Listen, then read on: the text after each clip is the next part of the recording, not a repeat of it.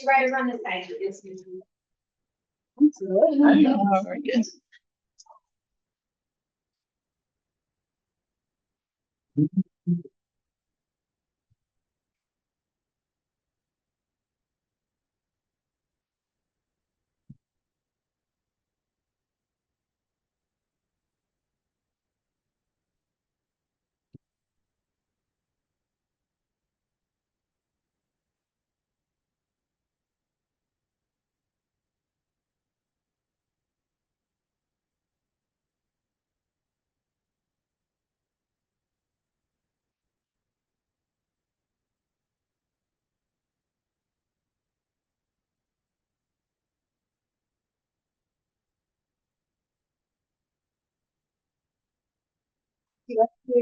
On that.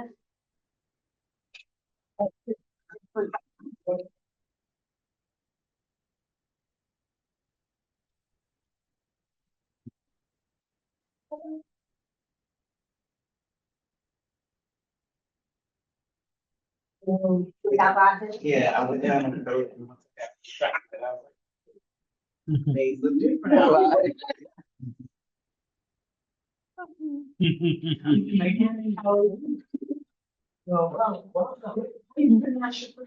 I go by Jenny. Jenny? Yeah. I did.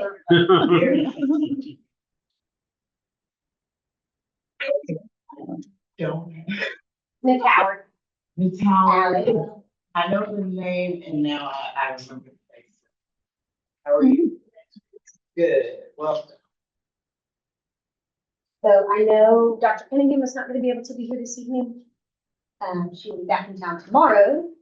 And then I have not heard from Amanda if she's going to be here. So I think this is everybody that I know for sure.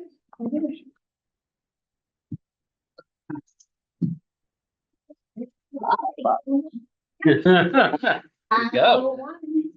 Okay. We're gonna call the meeting. Get them to sit down. Okay. Oh, sorry. Oh, yeah, no, you didn't say. Roll call. James present. Richly Nate present. Rashonda Farmer Mill, present. Grady Croson, present. Excited to welcome our two new members here to the board. Okay. Yay! So, gonna read Jenny, our parent rep. If you guys remember, we elected her in using the board approved process. And then Alex Howard, our faculty rep. And so parent rep is 1 year and then faculty rep will be 2 years. So excited, really excited to have both of them on board. Congratulations and welcome. Looking forward to working with you. So there are no public comments this evening. Celebrations. So we have in lieu of the board training, we have limited the celebrations and recognition. So we'll pick those back up again potentially in August whenever we start the year again. Okay. So we can move to item 2, the consent agenda. And we have the minutes from the June 17th meeting. Those should all be, hopefully they were all in your drive and you were able to look through those. And so it would be just, unless someone wanted to pull M-Class out and discuss it separately, it would just be a single approval for the entire set. I'll make a motion that we approve the consent agenda items 1, 2, 3, and 4. Second. All in favor? Aye. Any opposed? Hearing none. Okay, great. And I may be surprised, but I don't know if the parent representative or faculty representative have anything to say yet. It's your brand new first meeting. Do you have any things to say or official reports yet? Other than just welcome.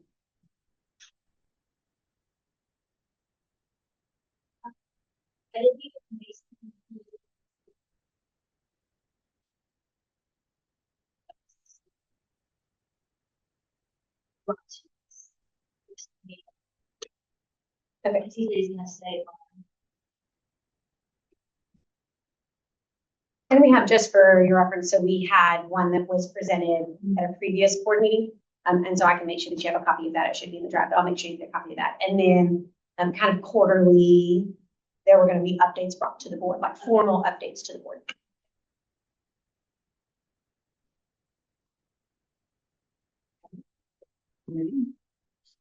I know that we were doing some realignment of the board committee, so the district improvement committee has not met. Facilities committee did meet. We meet in this last month, is that the previous one? June. Okay. So we still have one coming up next week. Okay, perfect. Not tomorrow. It's March. Tomorrow. That's right, yeah. I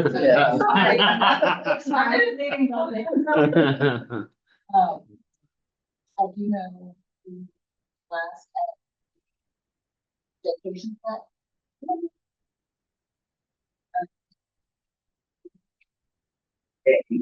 Oh. Sent over the Good. information.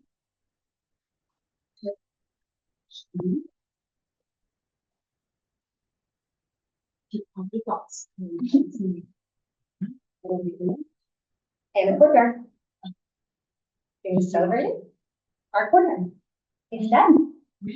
Yeah, the bricks are in. So I saw pieces of it. Yeah, so, the brick courtyard is in, the R is in, the first round of bricks is in, the second round is being, it's in production right now, so there'll be another round of bricks that get distributed, and so when they get here, we will insert the new bricks that are in there, but if you haven't had a chance to stop by and see the R is there, and then there's a small smattering, but there's a smattering of bricks out there, they look really good.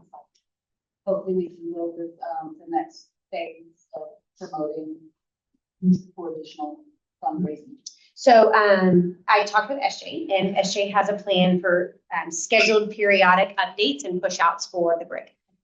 Around when people would be getting gifts, when people would be celebrating graduates, when people might be celebrating new hires to the district. So she's got kind of periodic pre-plan pushes that she's gonna put out. Again, the goal is to really flesh out the whole thing. This is just a sample of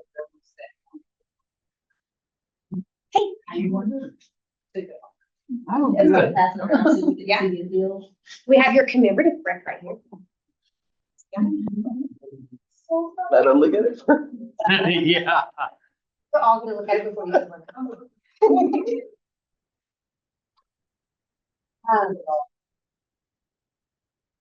And then, we are regrouping the finance audit committee meeting, with Region 12, who's gonna be stepping in to help us bridge the gap. Perfect. And so we met with them today, and so we'll Okay. be able to bring in some expertise on the next. Good. Okay, great. My hope is that after we do the election of officers, that the board will be able to have a conversation about who's on which committee to see if anybody wants to shift committees. And then those committees can meet and pick dates and times. And we have new members. Okay. Update on the Raven Court history wall. Yes, and so the board wanted to kind of keep an update on there until the wall was done. So I'm excited to say that we've been able to partner with a local company that is doing the athletic section of the wall, so the first 18 feet.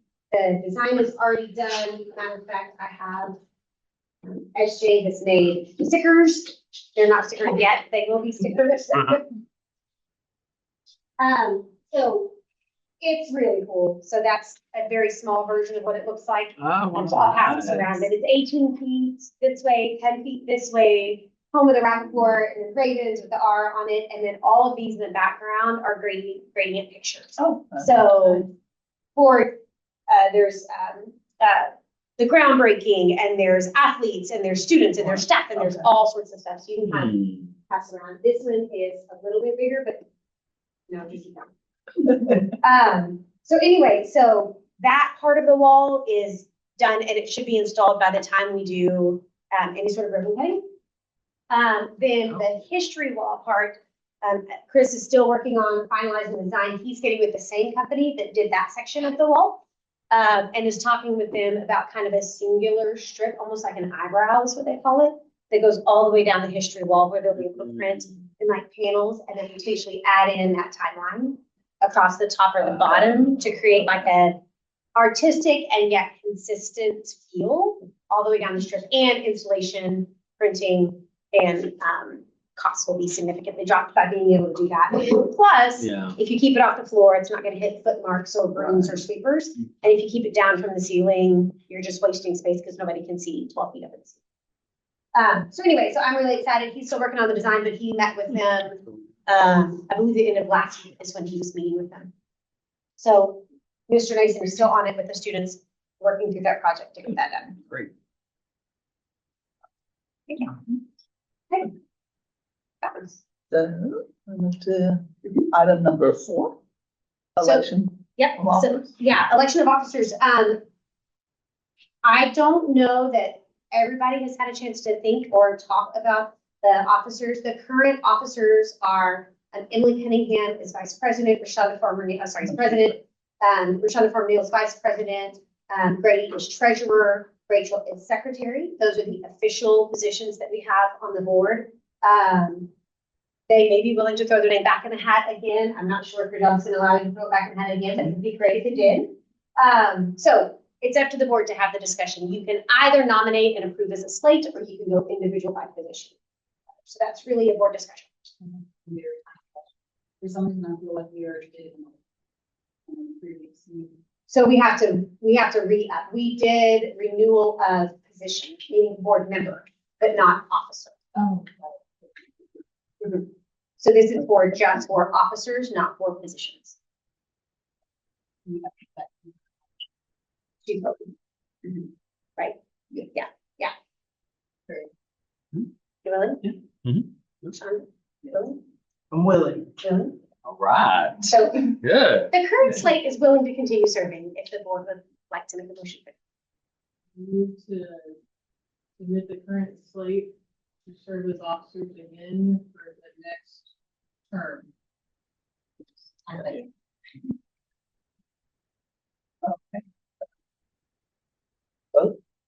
All in favor? Aye. Opposed? Then the next one, item 5, which is still underneath the action items. We currently have signature authority for the superintendent, the treasurer, and the president. And so my request is, since it's the same people, if the board would consider continuing to have the same 3 people on the signatory for those accounts. Move to approve that for authority as presented. Okay, so it's the superintendent, it's the president, and the treasurer.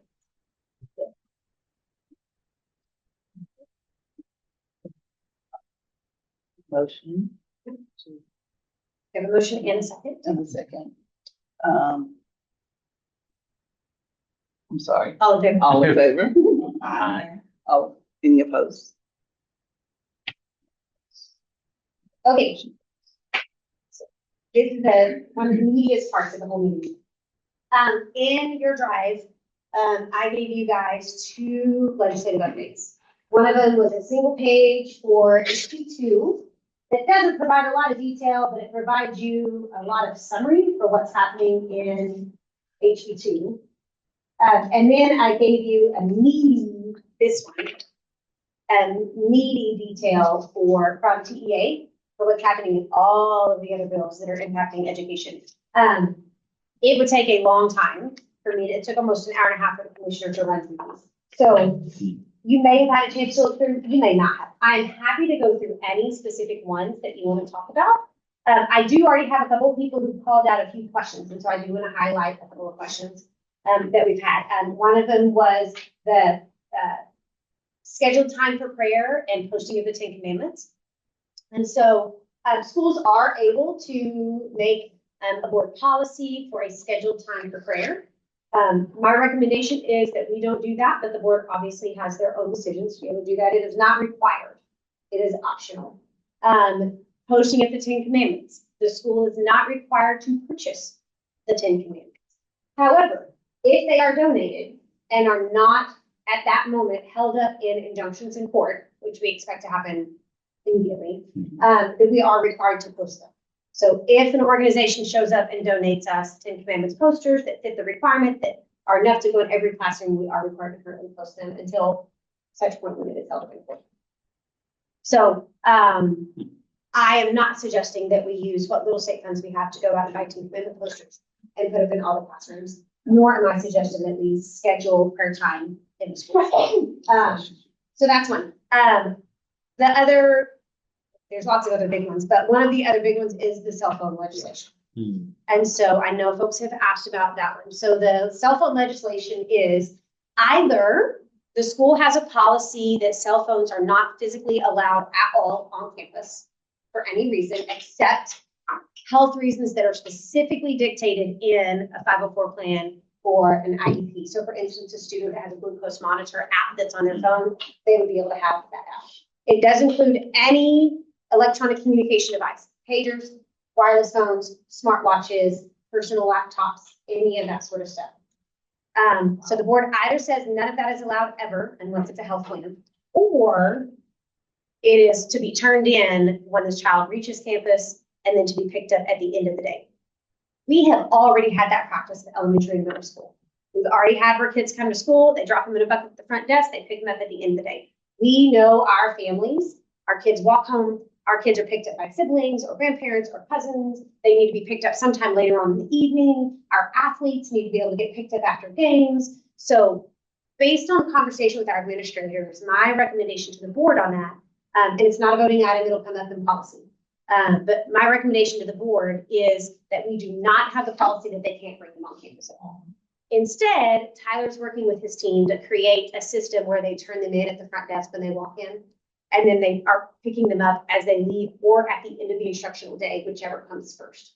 Meaning, if students are headed off to a basketball game, they would be allowed to pick them up at that time. MCC students, so dual credit students or TSTC students, we believe that our kids need to be able to access emergency services while they're transporting back and forth.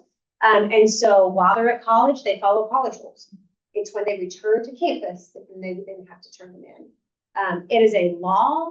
It is not us just being mean. So it is a law that we have to either say you can't bring them or that you turn them in at the beginning of the day. We fully expect some kids to turn them off and leave them in their backpack. As long as I don't see them, I'm going to expect that if they're here, that they're being turned in. If it's not a problem, that's on the kiddo, that's on their family. But they will be in a secure place. Like I said, Dr. Ellis is working through what that looks like. We will update policy, official policy, and bring it back to the board.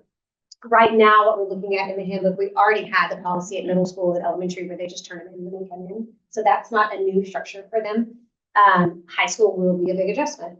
And so we're working on communicating that out a lot. We've put it in our orientation conversations so that we can let families know your child will have it up until they walk here and they need to turn it in. It will be secure. They can pick it up at the end of the day. We have had some conflict already with a couple of families. They're like, well, I want my kid to be able to have it all the time. Well, what if I need to reach them? All the time. Yeah. Just like my parents did, they called the front desk and I had to go get a message, right? So anyway, so that's the other big one. Frankly, I think most of us are kind of excited that we're going to remove some of the cell phone stuff that happens during the day, or the arguments really, or the battles between high school teachers and students for that during the day. We have one-to-one devices. They have access to emails and to get their work and stuff done. Like they don't need to have their phones at that point in time. Families can call the front desk at any point in time that they need. And I feel very strongly that they need to have access for books from after school for safety purposes for them. So unless the board, any board member has really strong opinions about that, my recommendation is going to be that we modify the handbook and the policy for that. The other things are we cannot charge if the device is confiscated. And after a period of time, we can actually destroy the device. My recommendation is that we don't ever just pick up someone's cell phone and then just destroy it. I don't think that would go well. However, we will partner in with families. We also have to create a discipline structure for misuse of the device. It's already in our handbook. So misuse of technology is already in our handbook. There's already a discipline structure for that. The difference will just be the turn in now at high school. So there are a lot of other bills that are running through the legislative session. These aren't voted, these haven't been approved yet. These are all the These are the ones ones that that are are approved. enacted. Oh, okay. Okay, good. Well, I Yep. got a list. Yeah, Okay. these are all the ones that are enacted. There are some other things that we'll be bringing you, library books, for instance. Ms. Whitlock and I were just talking about it before the meeting. So we have to have a system where we notify a parent every time a child checks out a library book, so that they can see the title of the book, they can review it if they need to, whatever else. And so our Oh, Our library system has the ability to do that. We haven't done that before. So we're gonna work on what that policy looks like, and what that structure looks like. There are a lot of things that are, the rules are still being worked out, and so our legislative guidance, from our legislative council, not legislative, legal counsel, is just, as he puts them out, we're gonna enact them.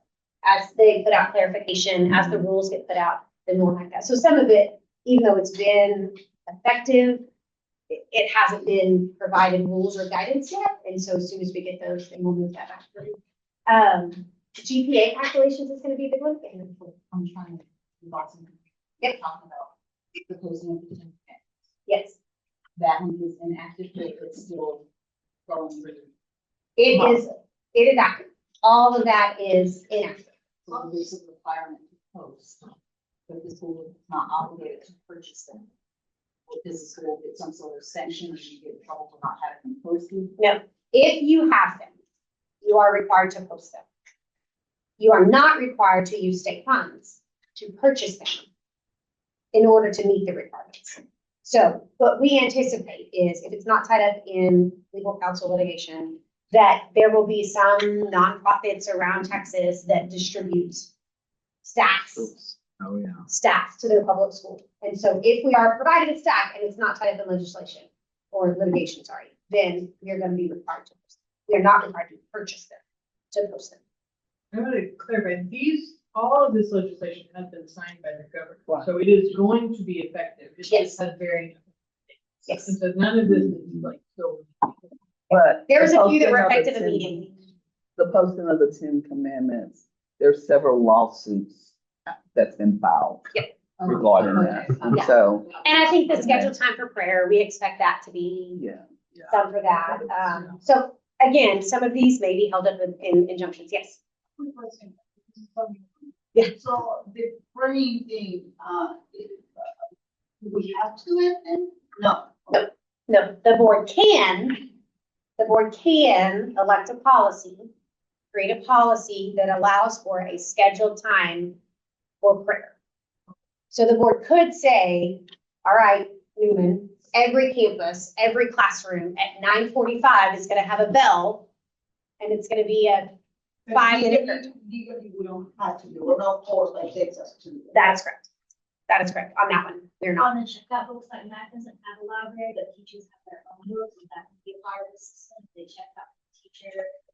So there's some clarification that we're waiting on. At this point, if it's not in your official library system, then no, it's not going to be. So people who have just donated books and they kind of sit in the classroom and kids can look at them or not look at them, check them out or not. Those aren't an official library book. Now, that being said, if a parent requests from the teacher the books that their child is reading in class, then they'll have to do that. One of the other big things which we're waiting on guidance from is syllabus. So one of the things here is that every class, all the way down to the lowest levels, will have a syllabus that says exactly what's going to be taught, when it's going to be taught, what structure it's going to be taught in. Here are some of the important tasks for that. And so we're waiting on guidance for exactly what level of detail that's going to look like. The HQIM materials that are already provided from the state already meet the requirements if you hand out the parent materials. So it's the other ones that wouldn't. So anyway, we're waiting on some clarification from that. As you guys can see, like there is a lot of detail that's going to go into this. Our legal counsel is already working through updates to the board policy. So when they provide that to us, we will bring that to the board. We'll review all of those and walk through with that. So like, yeah. For example, like this one about the UIL participation, while we have that That's why we have discussion. resolution here. So Got the it. important thing about that one is the resolution has to be passed before the first day of school, before August 9th, actually. So that's why it had to be. Got it. So that was a quick one that came from legal counsel that said the board needs to Yeah. consider this. Okay.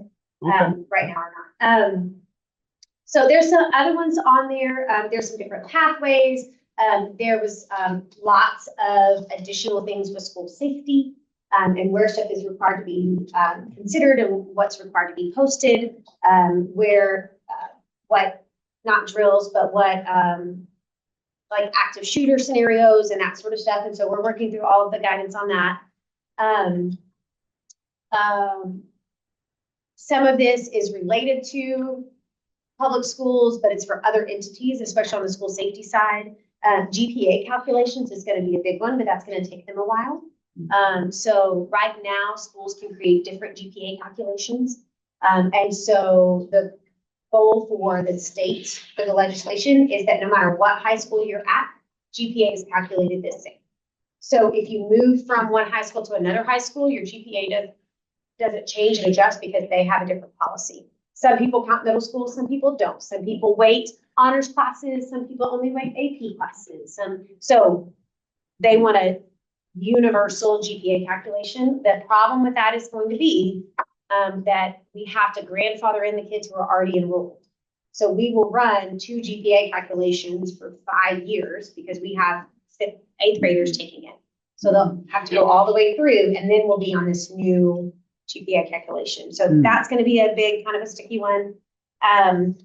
Chronic absenteeism is a big one that we're working through, waiting on guidance to come back from that. But it gives us a little bit more leverage to be able to hold families accountable for students' chronic absenteeism. And you'll hear a lot of that from us, especially you might hear it from parents because we are using the language this year. We are using truancy court language. We are using that you are truant with your student. We are doing home visits. Like we are making sure that families know that the law is that you are at school. And so we're really buckling down on chronic absenteeism. Both with the carrot, which is what we've been doing, and with the stick. So we're working through that. There's a little bit of clarification, 4687. So immunity and liability laws for charter school boards. So they've made it essentially where charter school boards get kind of similar immunity and have similar liability as traditional school boards, where there was a little bit more flexibility before. It's actually to the benefit of the charter school board now, this new legislation is. It doesn't impact us because our policy doesn't have it, but the purchasing threshold was raised pretty significantly. But our policies still have a pretty low threshold for that. What about this grievance and parental rights one? So, yeah, and then there's also the other one I was going to cover is the teacher's rights. So there will be revisions in the grievance parental rights board policy when we get that back from legal counsel. And so essentially it's ensuring that parents have a stronger voice and clearer ways where they can get their voice heard through that. So I think that's one. Yeah. 2, on the teacher support behavior side, one of the big things is if a teacher basically kicks a kid out of class, not like, I need this kid to go to the front, hey, they need to cool down, you know, whatever that looks like, but like this kid needs to leave my space. Then before a child can be returned, there has to be a written approval from the teacher that the child can return. And so that is something we're looking at legal guidance on and making sure that Rapoport has the right structure in place so that a kid's not just sitting out forever, but at the same time, a teacher feels supported in having that child returned. Again, this is not like level 1, the kid has been disruptive, like they need to go get a drink of water. This is high levels, level 3s, level 4s, even some level 2s, according to our matrix, where the teacher has said, this child needs to be removed from my classroom. Like they need to go before that child can be put back in. Yeah, more of a safety or maybe a behavior plan needs to be updated or things like that. And so we're still working through, we don't have real clarification on it. I had a question on that, not related to that. Yep. You talked about having a specific behavior coordinator. We have somebody identified that's either already doing the job. Or Our deans of students are considered behavior coordinators. Yeah, no, yeah, so because we have a separate principal, dean of academics, dean of students, our dean of students technically are the behavior coordinators for that campus. And I'm gonna give you another quick update based on finances. They're gonna continue to be our behavior coordinators.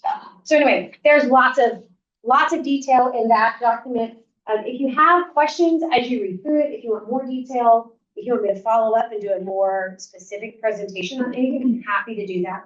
But we're still waiting a lot of legal guidance and DEA guidance on all of that. So, okay. Are we gonna add new pathways, like I saw all the new ones that can be added, be adding more, or is that just option? So for high school, you mean, for the career pathways, at this point, based on enrollment, finances, and what we can offer, we're not planning on adding new pathways. It doesn't mean that we won't, based on industry interest in the community, but there are more options if we wanted to choose to expand that. We could. But that's not today. That's not something that they're doing. I'm going to go on just a little bit more with the HB2. So you should have a single sheet also in your drive, and I'm going to actually open it.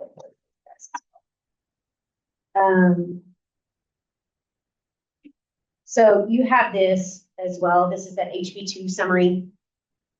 It's a little small up there, but you can kind of see it. So HB2 was kind of the big bill for education. There was lots of other bills that you just saw on that summary. But this is the big one that has a whole lot in it. This is really the funding bill. And again, I'll be happy to meet with anybody and go over any of the specific details in all of this. There are some requirements that are school board data points that will become a part of what the board looks at annually in that annual report that typically comes out in January that we discussed.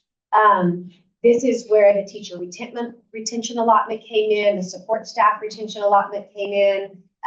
There was a lot of changes beefing up the teacher incentive allotment that you guys have heard us be really excited about here. So there's a lot more that's added in that. It does now, over time, there's kind of a step-in period. It requires teacher certification in core subjects, reading and math first, then all core subjects over time. There is some funding to support teacher preparation programs. So being able to reimburse schools or teachers directly for teacher preparation programs. So that should be really exciting for us as we get more information about it. There's a mentoring allotment that's in that. It's got a lot of prescriptive things to it, but that's something we're definitely going to consider. We're going to investigate whether that's something we can take advantage of. Again, I talked to you about the educator rights. There's some special education adjustments, including changes in formula. So adding a little bit of money for high needs, kind of changing the way that kids are coded with that. It introduces now math academies to go along with reading academies. It also introduces a little bit of pre-K funding. The commissioner is passionate about year-round school. So it does introduce additional days school year funding, which is for kind of that year-round school model. There is a small increase in basic allotment. There's a tiny increase for basic costs. The basic costs, that second bullet there underneath finance and safety, that is actually the teacher raises. So the teacher retention allotment didn't cover the other stuff like the retirement offset. So the basic costs actually covers the added expenses by doing the teacher raises. So it's basically, it covers the unfunded part of a teacher raise. So that's what the basic cost is for. There's some safety funding increases. I'll talk about that here in just a second. We don't fall underneath the regional wind insurance cost coverage.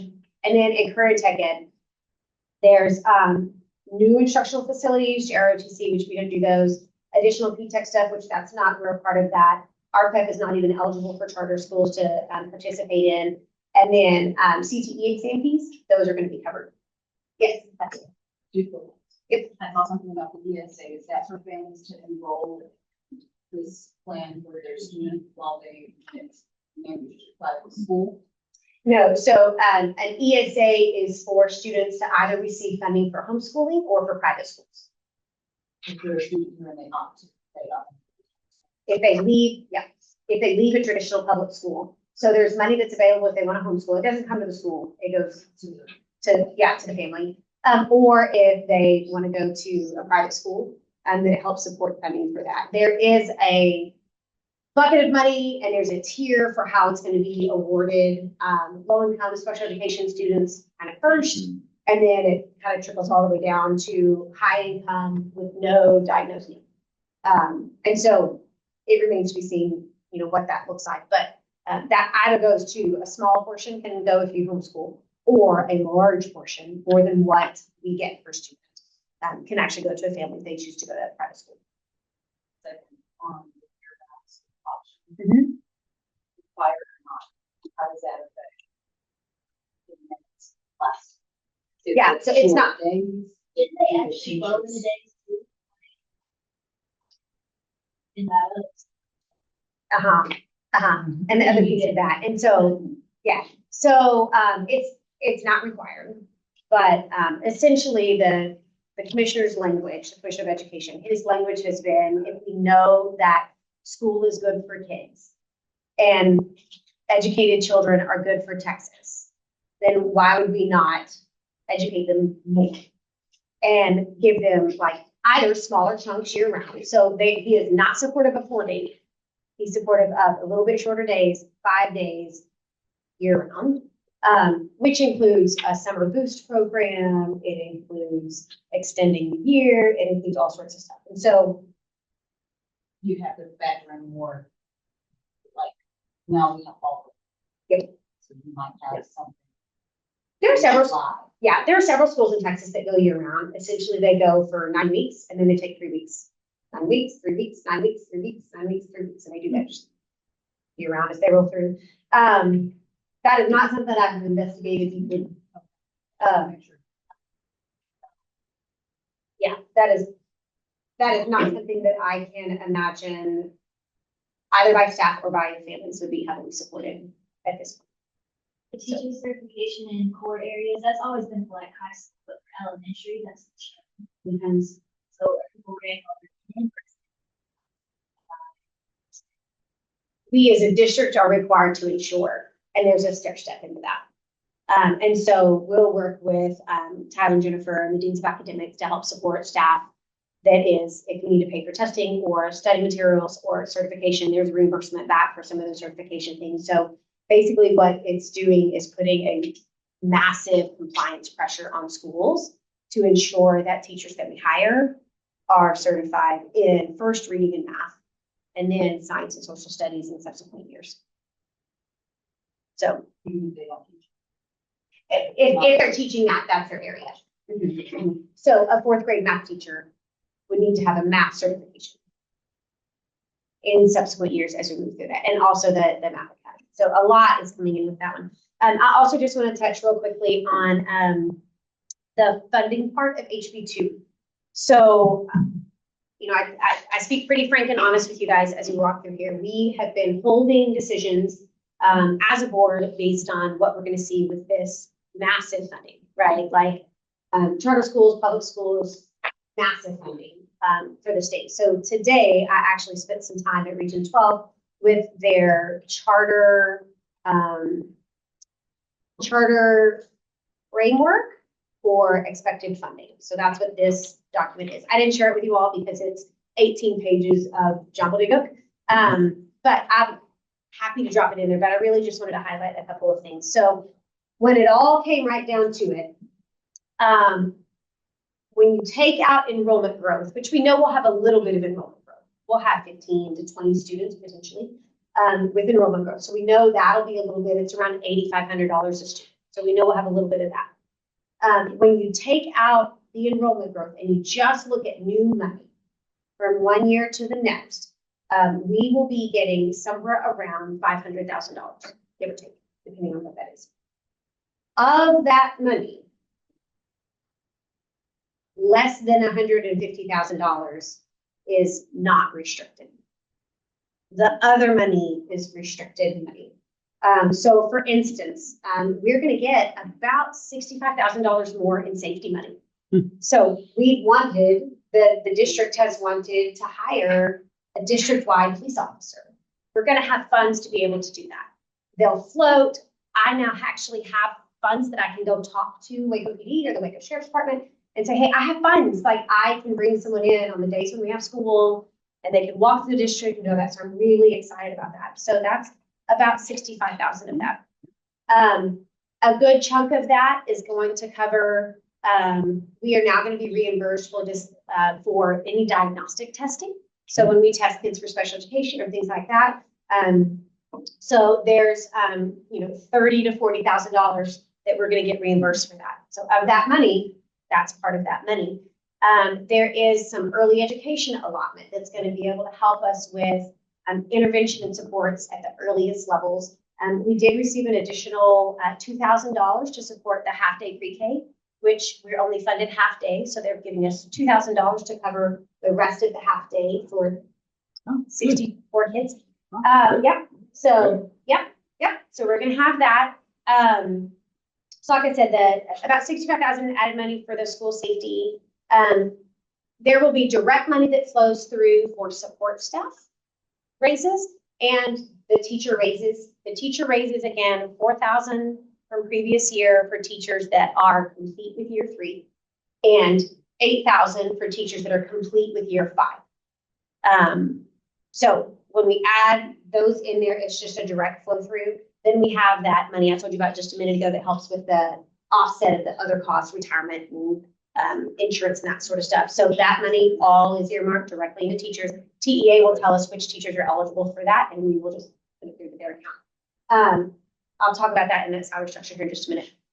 So that is in part of that money. The big piece that we did receive, which is really actually new money, there's 2 pieces. One, the added basic allotment. So we got an additional $65 per student for added basic allotment, which covers essentially the 1.5% raise that we've already agreed to. For that, $65 per student doesn't go far when you're looking at our budget. We also received the charter school weighted mid-size allotment, small and mid-sized school allotment. So small and mid-sized schools get a certain allotment, and then it's weighted for charter schools. The net to us is anticipated to be about $10,000 total. So we'll get about $10,000 as a district for that one. And then the big one is the charter school facilities funding. So charter schools increase their facilities funding. We're still not at what we're, quote, eligible for. It's weighted. But for us, it was a pretty big jump. So it looks like we're going to have about $150,000. Wow. What Great. that will do is that will help us offset debt service. It's restricted funds, but where we were just pulling money out of our general fund, it will help us offset on the other side. So when you look at everything all through here, the stuff that's not restricted, what that's going to look like, it looks like potentially our grand total is going to be a little over $100,000. So when we come back as a board, now, one of the things they said is, like, I wouldn't make any big plans until all of the rules get made, all of the stuff happens. And so potentially look at a December reevaluation of the budget. I would say our board already put in a raise. It's not much, it's 1.5%. A lot of districts are not doing any raises except just those required teacher raises for that one, because a lot of districts, even with a little bit of new money, they're more in the deficit than they were coming into this year. Some schools are seeing essentially no money raised for that. So I'm really excited that we at least have some facilities funds to offset that. When we have submitted our enrollment count, I will bring back to the board, which we still need to consider teacher and support staff before then. But when we do that, I'll bring back to the board and say, okay, here's really where we are. Because there's a laundry list of things the board wants to consider for retention tools. Whether it's after school care, whether it's covering insurance, whether it's an additional raise for everybody, whether it's a 13th check, right? Like retention stipend that we give to people. Right now, with only having potentially $100,000 more income, I can't honestly stand in front of you guys and say, hey, let's do a big raise, because 100,000 doesn't even cover 1%, right? As we work through that. So I was really hoping for more when it got all the way through the wash. I'm going to drop this document just in the drive. You can dig through it. What you'll see is, I'm just going to show you real quick. So you have 23, 24, 24, 25. Then you have 25, 26. Do not look at any of the other ones, because those are all like hypothetical numbers. They've got our enrollment at 990, like, and we're capped at 950. So don't look at any of those. So really, you're going to look at these 3 columns to give you a comparison of kind of where we are. And I just want you to know, this is if our enrollment was flat. We know we're going to have a little bit of a bump in enrollment if our enrollment was flat. What I will say is the budget that you've already approved does fall in line securely with this, not with $300,000 or $400,000 extra. But it does fall in line. We are able to securely fund what the board has already said that we were gonna do. And there's gonna be some opportunity to do some changes for that. So I'll drop this in there so you can look at that again. I'm happy to walk through any of that. We may end up doing a special just budget meeting, if we're able to get a little bit more solid numbers in enrollment as we start the year. It's definitely something I'm bringing to the board in August. For sure. We're gonna come back and talk about this in August with some very specific detail where the board can consider what we do, if we do anything with extra money. Because if we have any extra money, I want the board to consider it. I also want the board to understand that right now we are running like a squeaky level budget. We do not have any extra really that's going back into fund balance to build up just in case we have any issues or anything like that. So I'll drop this in the drive for you guys so you can dig through that, but I didn't put it in there because it's a lot of jargon. But now that you know kind of the background for it, you can go and look at that. Again, almost everything we're getting is restricted and direct funding. It directly goes to a certain program or another. For instance, the support staff raise is like $32,000 total. And there are roughly 80 teachers and roughly 80 support staff, not including leaders, because you cannot use any of that money for any administrator, mid-level administrator, or anything.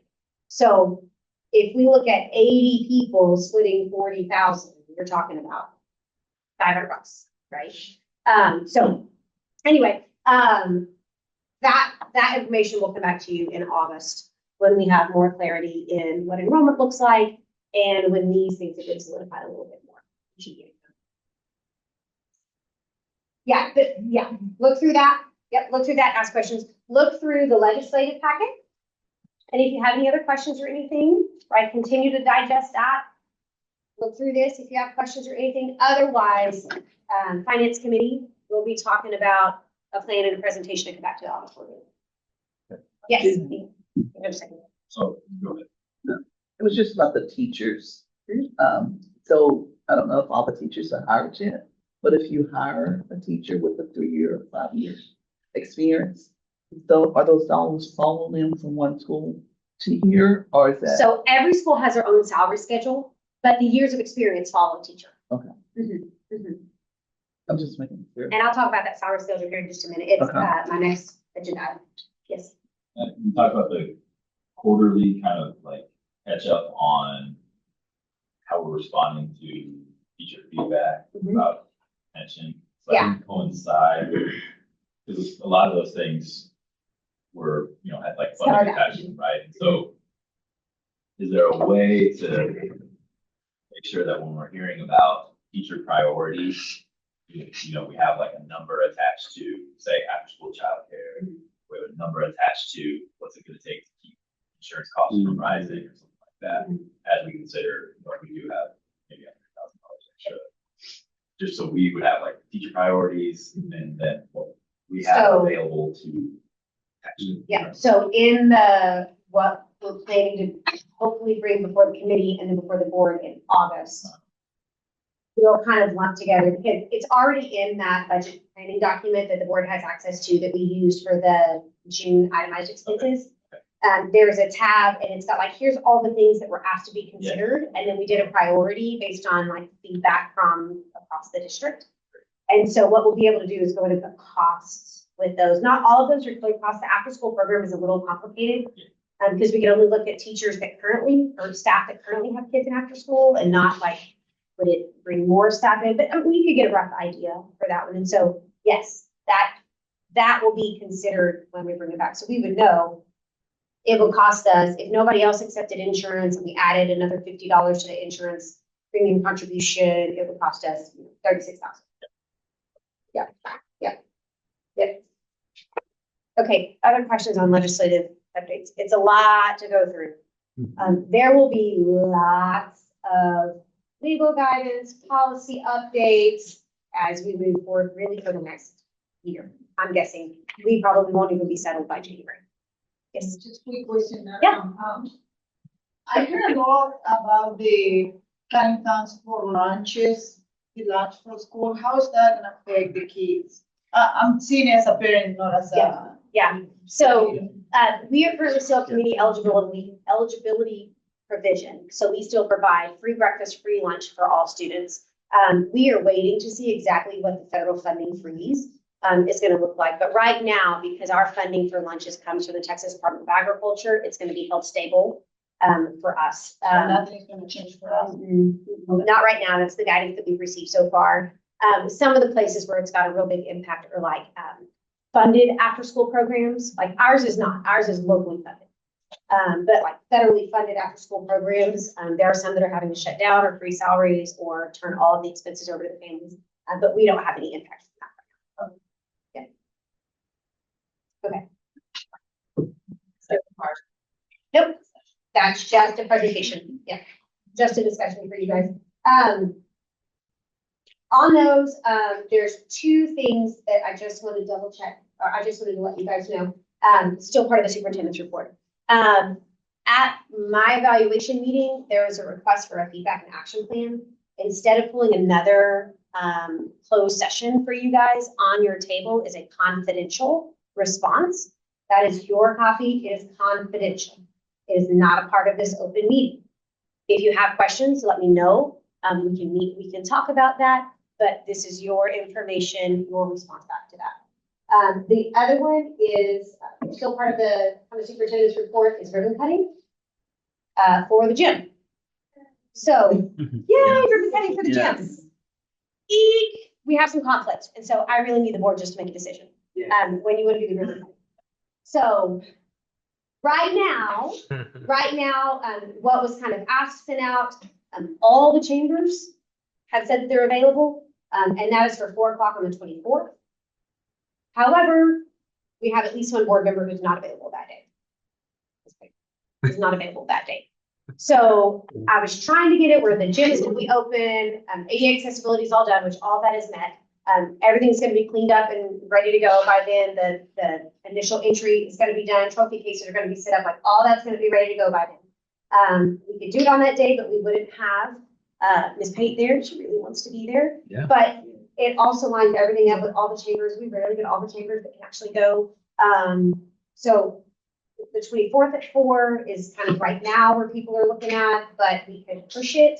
All of our staff comes back on Monday, the 28th. It becomes really hard to do it after Monday, the 28th. Not that we can't, but it becomes a little more complicated because I have staff moving around and then kids start the very next week on the 7th. So I really just want the board to tell me when we want to do that release. So between tomorrow and Tuesday. There's no. Well, let me say this, I will be on vacation in another state, so there's no possible way that I can make it, and I return back on Tuesday, the 29th. I responded back, from our team saying, you know, we're happy to come if that is a set date and representation will be there, but also I've missed every other milestone, because of an SBA award, my son's award. And so to have been on the board since before COVID, when we planned this, and to be vice president at the African American Chamber, it would break my heart not to be there.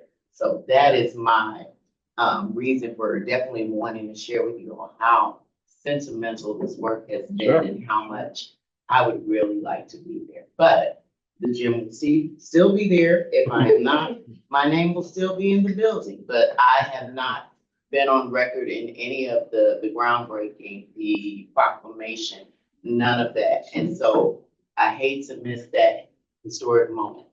And especially as part of the facilities committee as well. So being a part of that work, I am willing to look at my schedule for any day after that, including a Saturday if necessary. If it's something where too much is happening on campus during the week and people are willing to make a move either after hours or on a Saturday, my schedule is open. But if I was not otherwise committed to going to South Carolina, I would be there. You are back on the 29th. I am back on the 29th. I will be on vacation till the 30th, so I'll come in on an off day and do it. But definitely. The afternoon of the 29th at 4 o'clock. Yes. She'll be back in on the 29th. I'll be back, let me check mine.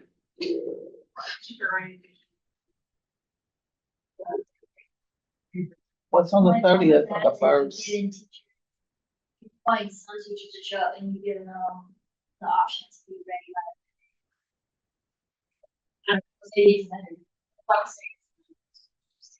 Everybody's here on. I would, if it's gonna be on that day, What about the Friday? First. I'll So, be back that night at 11. so you're not here on Tuesday. Yeah. So Wednesday the 30th. Correct. Would be the And- first day that you would do it. and all staff will do that. I think it has to be that week, because if you go into the next week, it's back to school night. Yeah, I don't think there's any way we could do I it. think- I think the 30th The 30th? would be the most ideal. Yeah. And I can commit for the chamber team, we said the African American Chamber for the 30th. So July 30th. Do we want to try to keep it at 4 or do we want to go to 4:30? If the chambers are. They said they would do it whatever time we want, they would be excited to be there. At 4. So. So again, all of our PD ends at 4. I know Tyler is having his team building, like escape rooms, rec rooms, Cameron Park do like Let's staff. keep going. So we can give a little bit of time for all the stuff. 4. Yeah, 30, yeah. Okay, so I will get with, SJ, and we will do July 30th at 4:30. Okay, everybody mark your calendars. Yeah. Thank you. Yeah, Thank you. I bet. Thank you for your consideration. The second is, 4:30, we welcome opening remarks.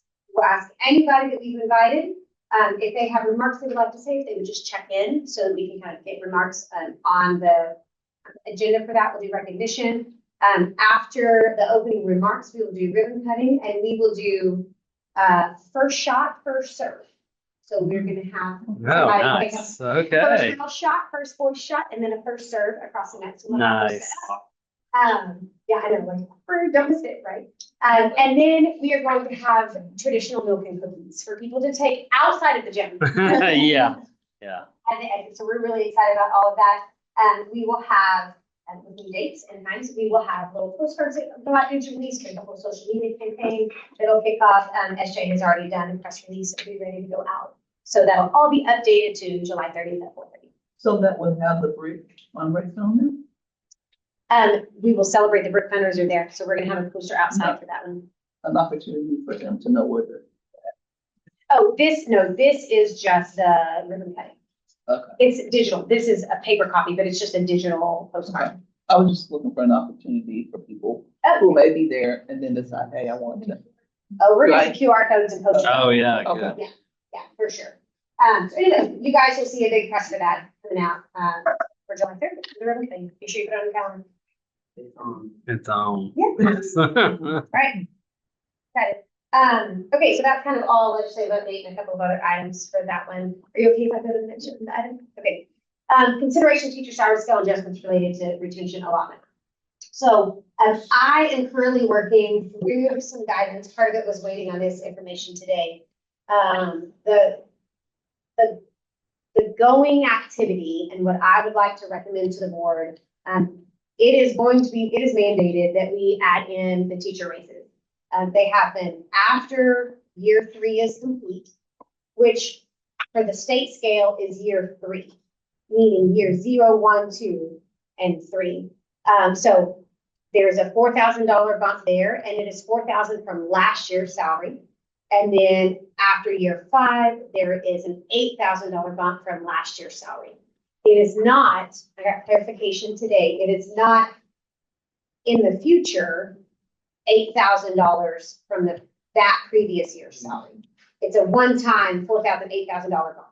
So that a teacher who is, maybe they've been here 10 years, they're gonna receive $8,000 right now. But a teacher who's been here 4 years, they get 4,000. And then when they finish year 5, it's another 4,000.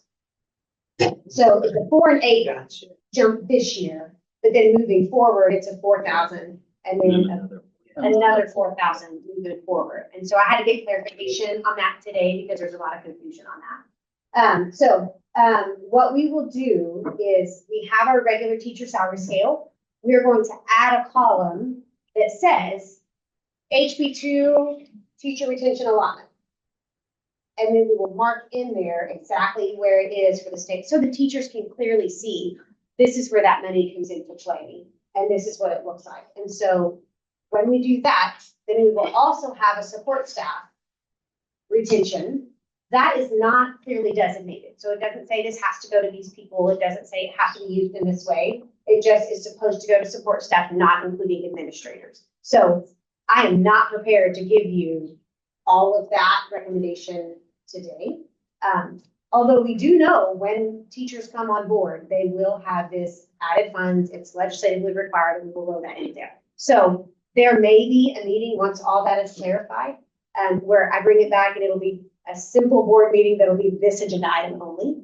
And we will come in and we will approve the salary schedule, the application of the retention allotment for teachers, the impact of the retention for support staff, so that we can make sure that we have checks ready at the beginning of the year. Right now, what the board has already approved is all the step raises, and then all of the 1.5% for everybody else. And so that's already enacted. We don't have to do any voting, so we'll move forward on that. So I will be bringing to you guys an actual document.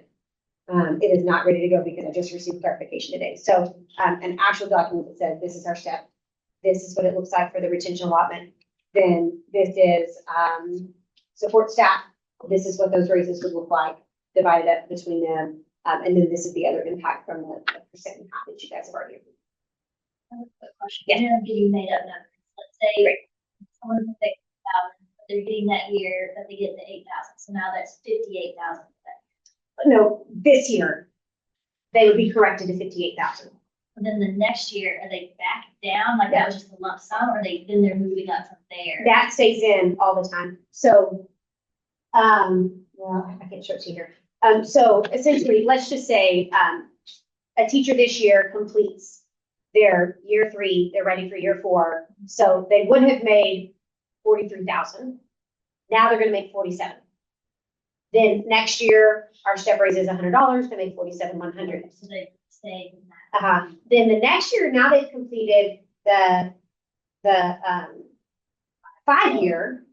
So now they get that 4,000 there, From there. 55. So the confusion was a lot of people thought that this first year kind of make it right happened every single year. And it doesn't. This first year, it just says, hey, schools, you need to change your salary schedule so that there's a $4,000 jump from where you were this year at this mark. And from where you were this year, there's an $8,000 jump at this month. And so that's why I just want to make sure that I run it past legal counsel, that I meet all the requirements for the legislative action before I bring it to the board. Because there's a lot of confusion on what if that removes, do we have to keep it in? Can we add a second column? And right now the expectation is that you can add a retention stipend column. So it'll be, here's your base salary and here's your HB2 retention stipend column that goes into it. So your total is this. So that's one that was clarified today. And then the other one is, what do subsequent years look like? So I'm going to do that. I'm going to run it past legal counsel and then I'll bring it to you guys. So by the time it gets to you, it'll be all clear with all legal counsel. And we're also going to double check with the coding of current teachers and new hires that what we have in place is what we're going to get funding for from the state as well. So it's kind of confusing, but we're trying to move really fast because we want to make sure people get their money as soon as the school year starts. So that is actually no action. No action taken on. The next two are relatively quick and simple, hopefully. So they were provided for you guys. The good cause exemption renewal, it's just a renewal. We've already done it. It's what allows us to do the Guardian program and not have a fully armed law enforcement officer on every campus because obviously we can't afford that. I'm excited to say, like I said earlier, that with the new safety funding, we're going to be able to have that on campus. So I think that's going to be awesome. We'll work through that and get that moving as quickly as possible. So funding won't hit until the first part of the year, but as soon as funding hits, I hope we already have agreements in place and we can put them by the end. I'll keep you guys updated on that one, but I would need to have a renewal of, the good costs. I'll make a motion to approve the good cause exemption renewal as presented in the board. Thank you. Another second. Second. We have a motion, all in favor, Aye. all opposed? Okay. The other one is a new one. It's one of the weird ones that came through legislative session. This is the recommended action from our legal counsel. Essentially, it says school districts used to have to opt in to allow homeschool students to participate in UIL activities. Now they have to opt out. So the recommendation is that since charter schools are capped on enrollment and we're capped on how we function with facilities, that charter schools don't allow homeschool students to come into our program just for the athletic activities. So that's what you have in front of you is the recommended resolution that says Rapoport Academy chooses to opt out of allowing homeschool students to enter into only UIL athletic or academic activities. And instead, we recommend that homeschool students choose the closest district to them that is allowing them to be able to opt to go to that. What's the reason, like once you go to there, Because it would be really hard for us to be able to plan for basketball facilities. It could potentially count as head count for us as a charter school towards our cap because they would be on our rosters. So we don't have the ability to kind of flex with size and facility scope to be able to allow students to come in or out based on that.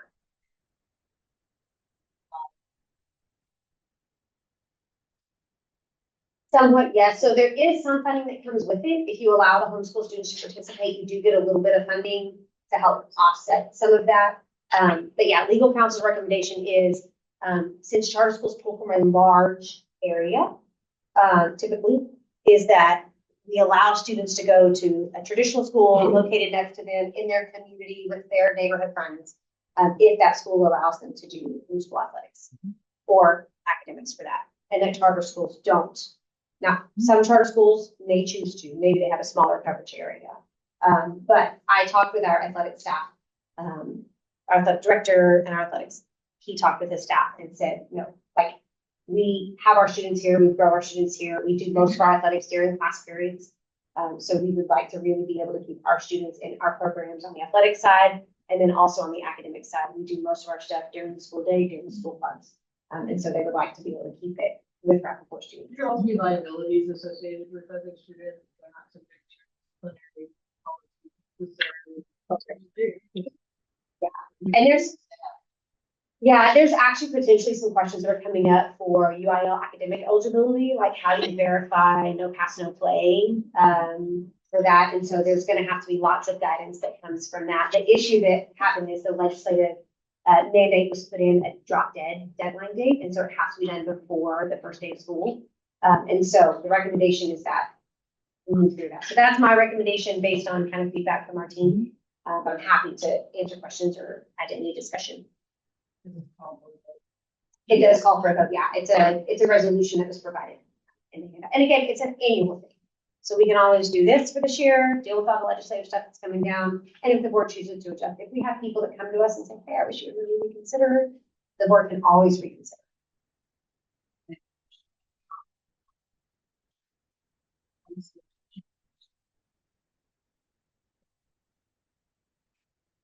All in favor? Aye. Opposed? Yay! Board self-evaluation. Everybody filled it out now. I'm excited about it. Our new members had to look, so Mr. Mason had filled one out, and so they just got to be able to see that. And then Ms. Mulberry, you can kind of see what it looks like. It'll be in that drive. Make sure you have all the access to that. So if you looked on that summary page, you can kind of see where the board is doing good and where the board thinks that they're not. So it looks like number 3 is an area that's kind of dropped a little bit, and that's each individual director is actively participating in the overall direction of RAPS, including committee work and involvement in pressing situations that require work to be done outside of the board meetings. I think committee work was a big key for that one, based on kind of what I would expect. some questions, some weak points on all directors are present, and the meetings ended in a timely fashion. I just want to remind you guys that you committed to these next few months of longer meetings because they're not going to end in a timely fashion, but it's going to be really great. And so again, there's a summary from that. There's a lot of really good trends over time. I would say being ready, being engaged are still some of the areas that is a little bit of a struggle. So just be sure we're kind of all owning our part for that. We're supposed to do that quarterly. Yes, that's quarterly. It's a little bit delayed. Yeah, it's a little bit delayed, so we'll hopefully pick back up on that schedule for them and make sure that we're adjusting. So at this point, if we want to take just a few minutes break, our food is over there. We can get food, bring it back to the table. We're going to do a working dinner, so we can keep on going. So it's up to you. You want to do? Can we get back in 10 minutes? Or do you think you need 10 minutes? 10 minutes. 10 minutes? 6:20. All right. Sorry. Yeah, so 6:20, get your food. We have salad with some chicken if you want to put it on there. So I'll pull that out for you guys. Bathrooms if you're not sure or just around the corner. I'll let Regent's Hall get set up and we'll get rolling.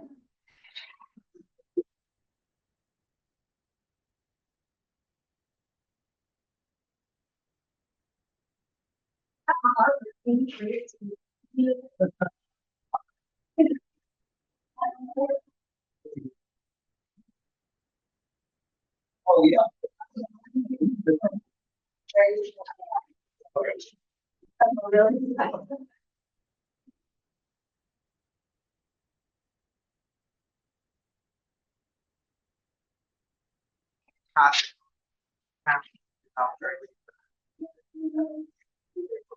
Yeah, I mean,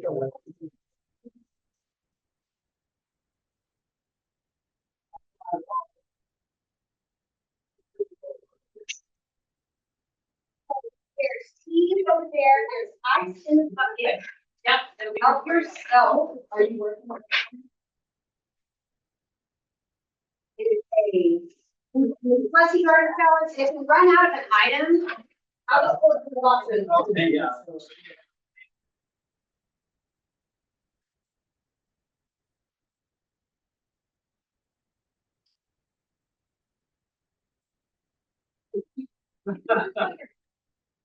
Yes. Not down.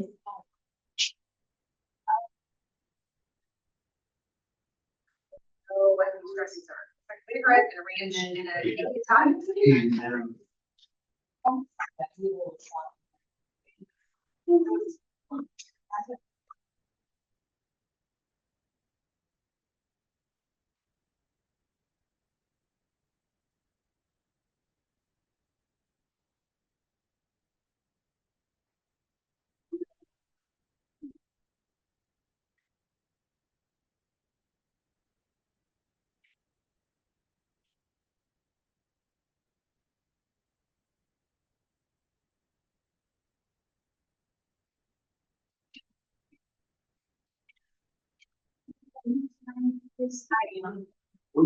Wrote you into the desperation. Oh, no. Yes, we did. What I. Enter name. And then I'll pass it.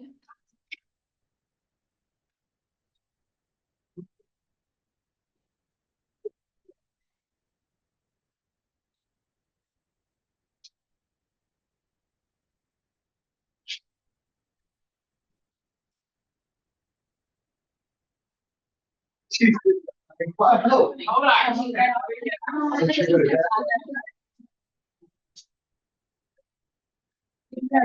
Our administrators have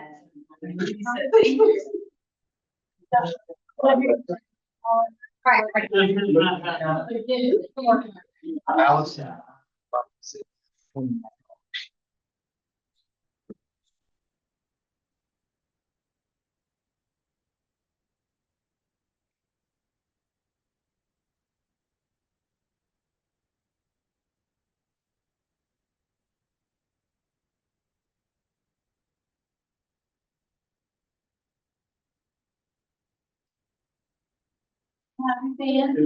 How about you? Great.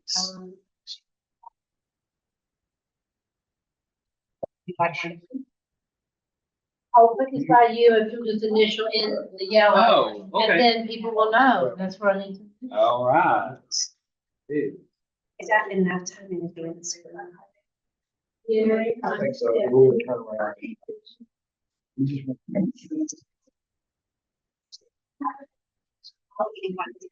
One to three.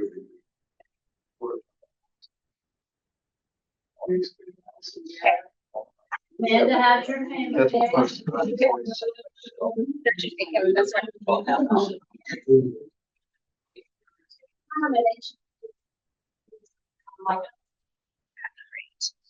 I have not shocked. Yeah, she talked to me today. Did you get hold of them? I haven't gotten a hold of her yet, but Allison talked to me today when I was. Okay, I just want to make sure. And I went over to that pick and, Oh, that's. Yeah. I just want to run that. because Lisa's team is gonna basically be.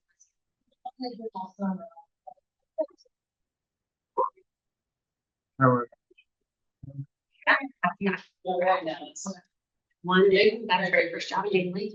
Amazing. Worked out. Not very well. My parents and I had this meeting, when they did the Valley Mills, and I was on with, but a meeting for on Highway 6, and they would do summer adventures, like different parks and museums and stuff. I mean, they were still so little, I mean, like toddler size all the way up, and had to have something to do with them. Okay, so we had a great meeting today. So we've done Ladies and gentlemen, Jeffrey. In a week with my mom. Yeah. Are you from Dallas? Yeah, girl Jeffrey. Yeah, girl Jeffrey. Yeah, girl Jeffrey. But anyway, no, I did the same too. I haven't met Jeffrey. Like, who is he? And she was like, so anyway, sorry. If you would have said with an I, I would have understood it. But anyway, and then met with Nick, which it was really not meeting with Nick, but the information Nick had to present. So all this money that you're supposed to. Now, you're getting much more than, you know.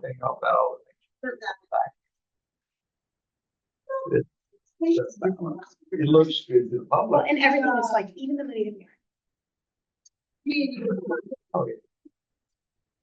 They go directly here and believe those people and all those.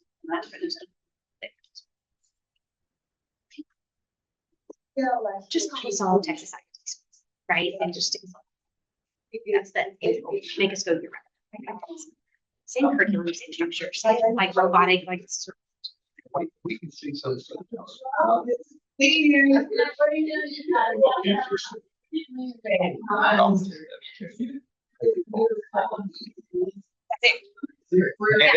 Come on. Yeah. It's coming. It's also going year round. Like, I just think Yeah, that. yeah, when you look at one of those things. I bought it, They do. yeah. But that's his life. That's the opposite. Yeah, that's what we rather have. Yeah, yeah.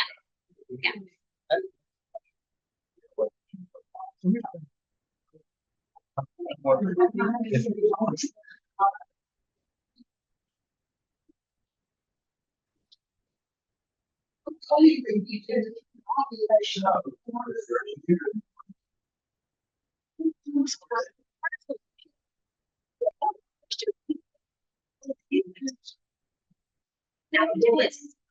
The plan. So the issue to me.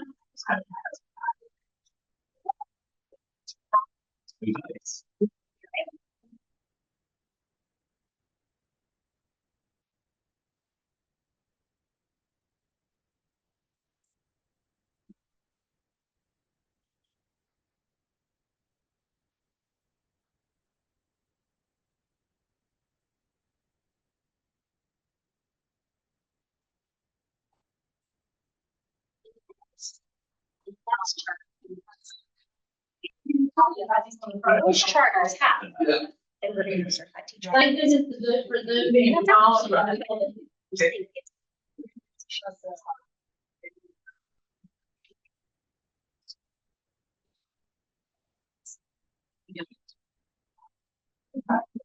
So, yeah, I think that I'm supposed to be there. I think there's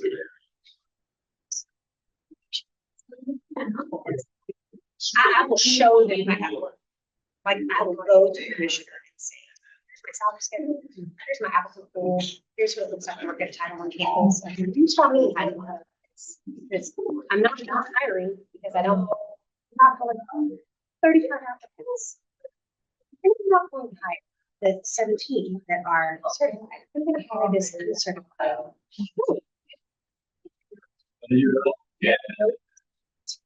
I'm gonna hire one. Well, and also.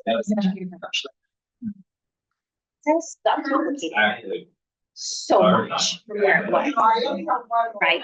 It got harder. Working in education got harder. The outcomes got harder. The public rhetoric is crappy. The pay didn't get better. Inflation went up. That, so I'm.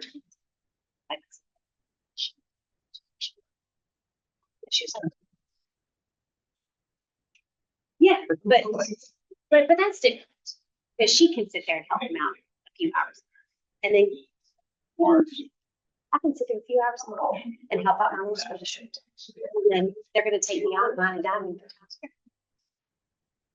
I'm like, sure. Different things. But, yeah, but she was. Oh,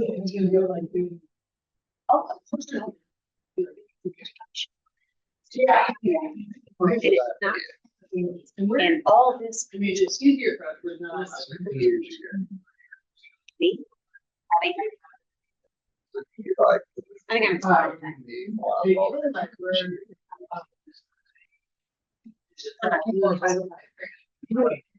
Yeah, I'm not doing anything else.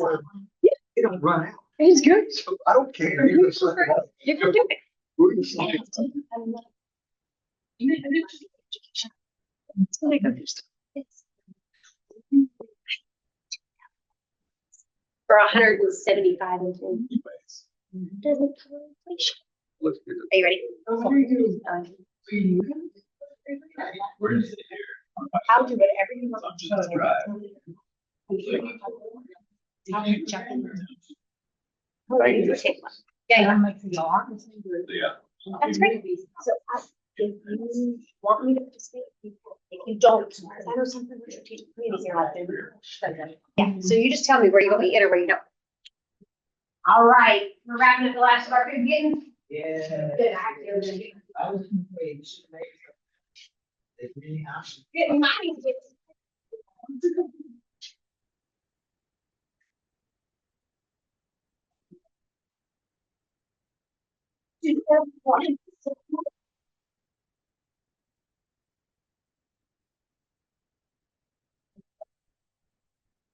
The rearrangement of, that would be the rearrangement.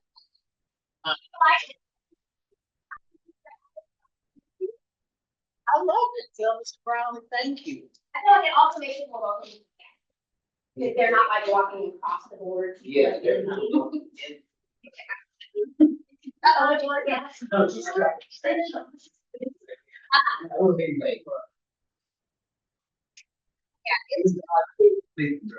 my goodness.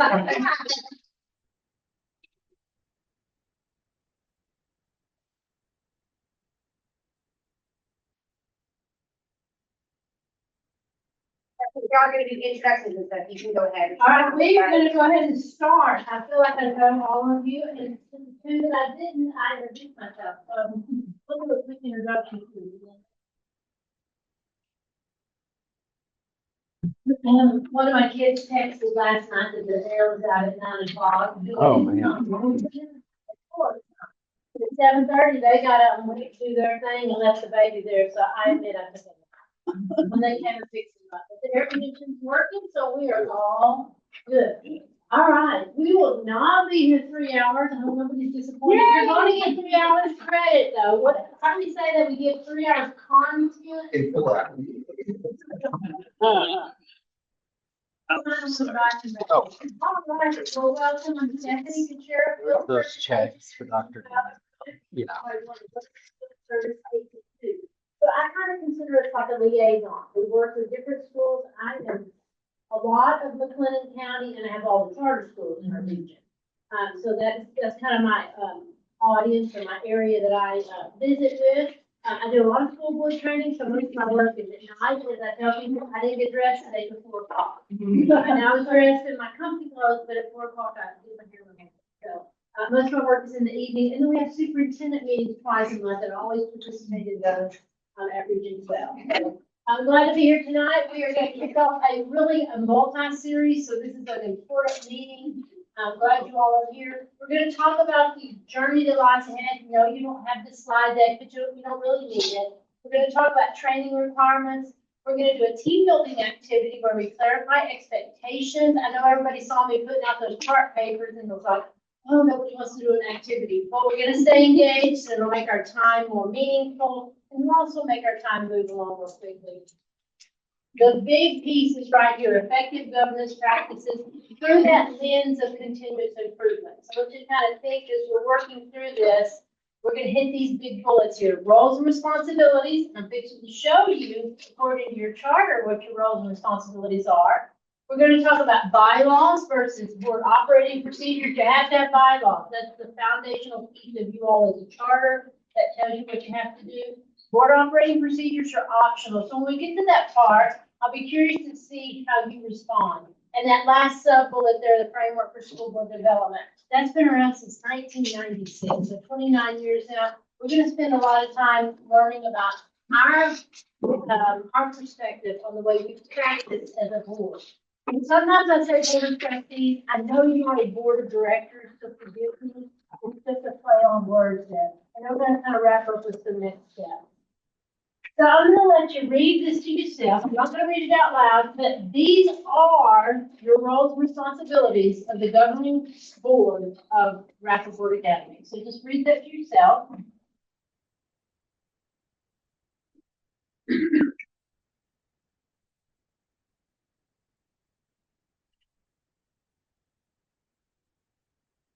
And on a scale of 1 to 10, how clearly do these two sentences define your roles and responsibilities as a board of directors? Everybody come up with a number, get a number. Who wants to go first? Oh, okay, Shaquita? Shaquita, 6. I've called you the wrong name before, so just forgive me. It's fine. 6. Amanda, what do you think? I would say 8 or 9. 8, you think that's real high? Okay, Rachel? I would give it a 7. 7. I'm gonna skip you, Alexis. Rashonda? I thought it was An 8. Brady? better. 8.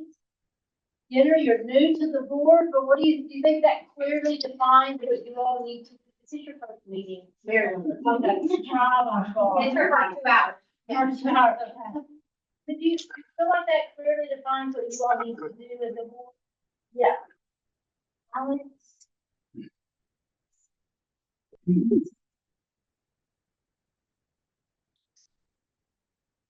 Hey. I'm surprised with our No, I am surprised by your answers because of where we're going with this. So I'm curious why you gave it such a high number, because nobody gave it less than 6. And I would want to make sure, I understand how you pose the question, what they need to do or what they are doing. Now, it's, how clearly does this define your role? So really the definition of. So you gave it a high score. Anybody, why do you feel like it's high? I think it had everything like enumerated, like here's your scope, and it has contacts on it. It has hiring the administrator. Okay. It has curriculum, and like here's your gym. Like Okay. this is where you stay. Yeah. Anything else is Okay. outside of that. These are lanes. Did you realize, It okay, says like very specific lanes. well, and notice complete management. On-site management being the role of who?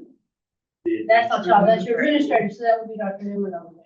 So we're gonna keep going and see if we dig a little deeper. Is that a direct? Is that a direct quote? Yes, it came from the 2002, the renewal document that was submitted. Oh, not quite, but let me see. That's why I asked about the direct quote. You copied it. I did that, it's me. Always fun to find typos. Oh, I did that to Yeah, other people just- too, so. Mark, write that, Trace, I was right there. I'm gonna give you a demerit. I didn't want to know. Now I'm gonna go look. Alright, this is your org chart. Now, everybody in this room lives in a school district, like an ISD. So, what ISD do you reside in?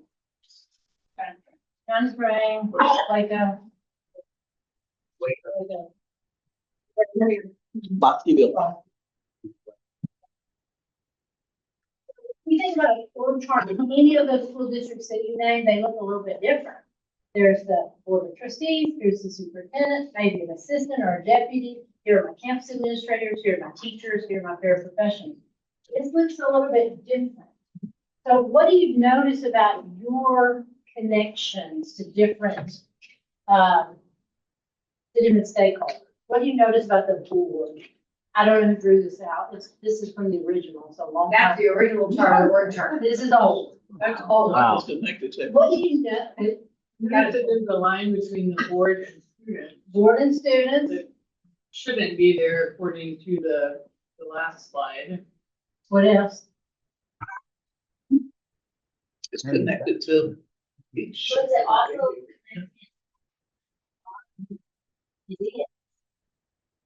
So this was the first time I saw this, even though I've seen this document before, I just kind of landed on this. It was like the first attachment that you had to have when you resubmitted for renewal. And I just think that's unique to a charter school. And I don't know if all charters have that, but you know, Alexis, do you want to comment anything on that? Because it is unique, these relationships.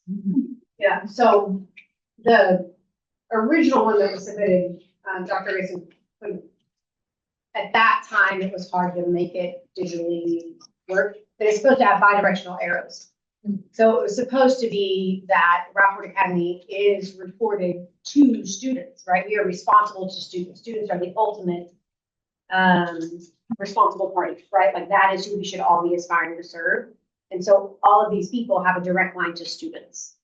Then TEA both directs the superintendents and is also should be responsive to the needs of superintendents. The board of directors is responsible to faculty, staff, parents, and community members, but also they are also directing policy and structure to them. So it was originally supposed to be very kind of bi-directional on purpose. I think a TEA. No, it just goes to them. You know? Right. I just brought that out because I've not looked at that before. I know we come to training you guys every year, but I thought that was kind of important with what we're going to talk about tonight. So everything we do as a board of directors impacts student outcomes. We're going to go real quick. I know your names, but I want you to refresh Mark and I, because he's going to be with you long-term through several months now in this project.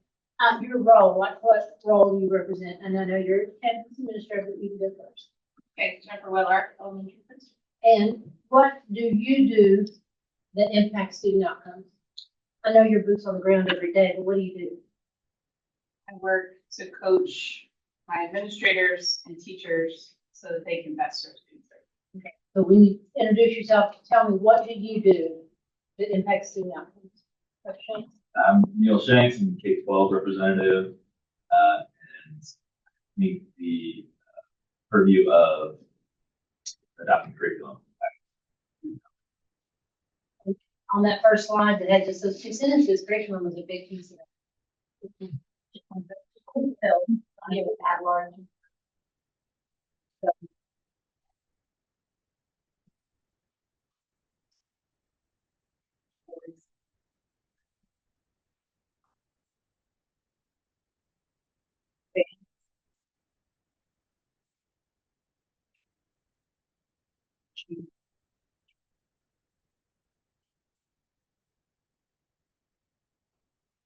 In the legal sector, and I bring to the board. Government. I am Rachel Kate. I am the policy and government representative. As part of the African American Chamber of Commerce, we're often looking at how local politics affects our schools, changes that may happen in our community, but also representing the interests maybe of some of the underutilized services and communities that are. I'm Alexis. I feel like my role in student outcomes is to really be a liaison from the campus and districts campus and folks across the district to the board, and then also from the board back to the campus and district. So advise the board when they're setting policies, expectations, and guidance, and then taking what they direct and then making sure that that is happening across the campus. I'm Rashonda. I represent the higher ed educational portion of the board. And I think just for the students' outcome, just a preparation and information on preparing them for future careers, but also expertise in government relations, so legislation with policy and future laws that may impact. Yeah, Brady, I'm representing. I think for me, looking at school allotments and everything that comes down from the state to determine how that impacts our teachers and the students, and to make sure that we have the resources to provide for those groups to be successful. Alex, y'all are brand new to this, but we're gonna be talking a lot about student outcomes. So that might be new, but just in your mind, as you introduce yourself, how do you feel like what you do in your role as a parent and as a teacher does to impact student outcomes? So my idea is to be the voice of parents and to be like really contract, but I feel like sometimes parents might feel more comfortable talking with somebody that's at their level, rather than a board member. Like I want to be their voice and be there and make them feel comfortable to ask questions or even.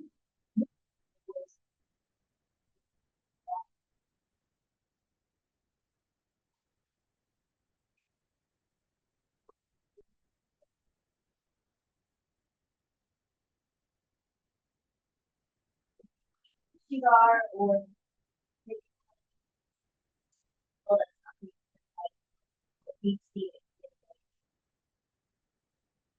talk about or discuss.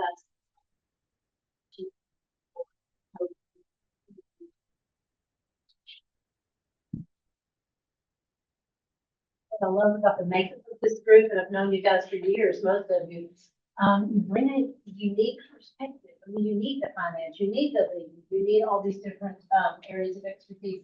But having that teacher rep, I mean, she's in the trenches every day, directly impacting student outcomes with the work that she does. And then I think of it, you over here coaching, instructional coaches, and administrators.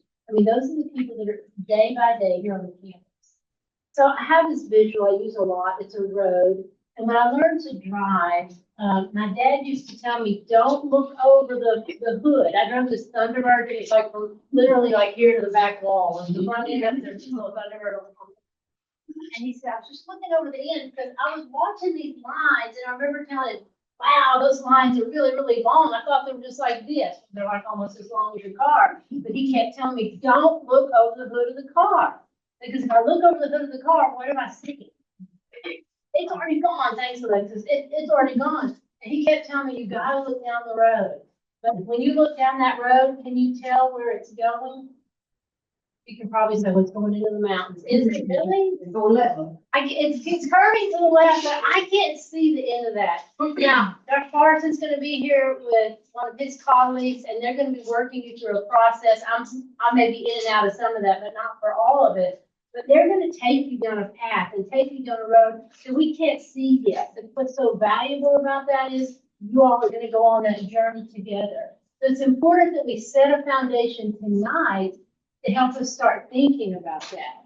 So when you look at a foundation, tell me what is so important and so valuable about a foundation. It's one, level. Level, what else? Strong. Strong, what else?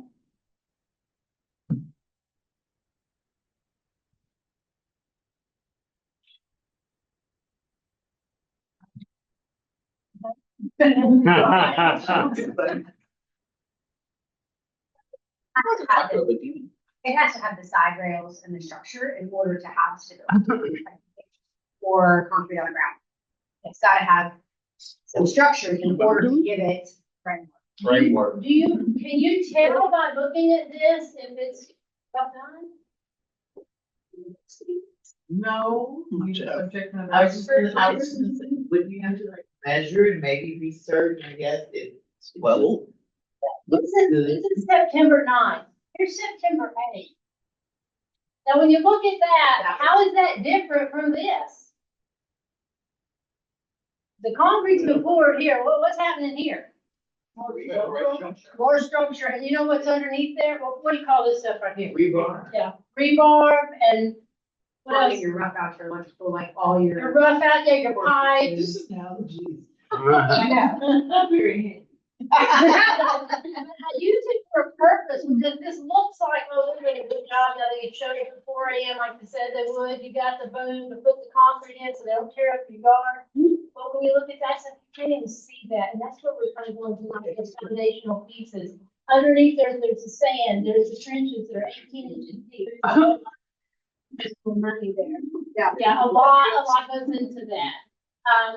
And just having done several houses ourselves, I know the foundation was like $30,000 and 12 years ago, that was a $30,000 slab. They're not $30,000 anymore. That is a bigger chunk, but that's really important. Like Alexa said, those pipes that are coming up, they better be in the right place. Those trenches that have to be 18 inches deep, they better be X feet apart or whatever's required. And then the tarp and all that because of the rain. But just so much goes into that. And that's why we're talking about foundations for the journey, because he's going to take you probably 6 months down the road through really deep.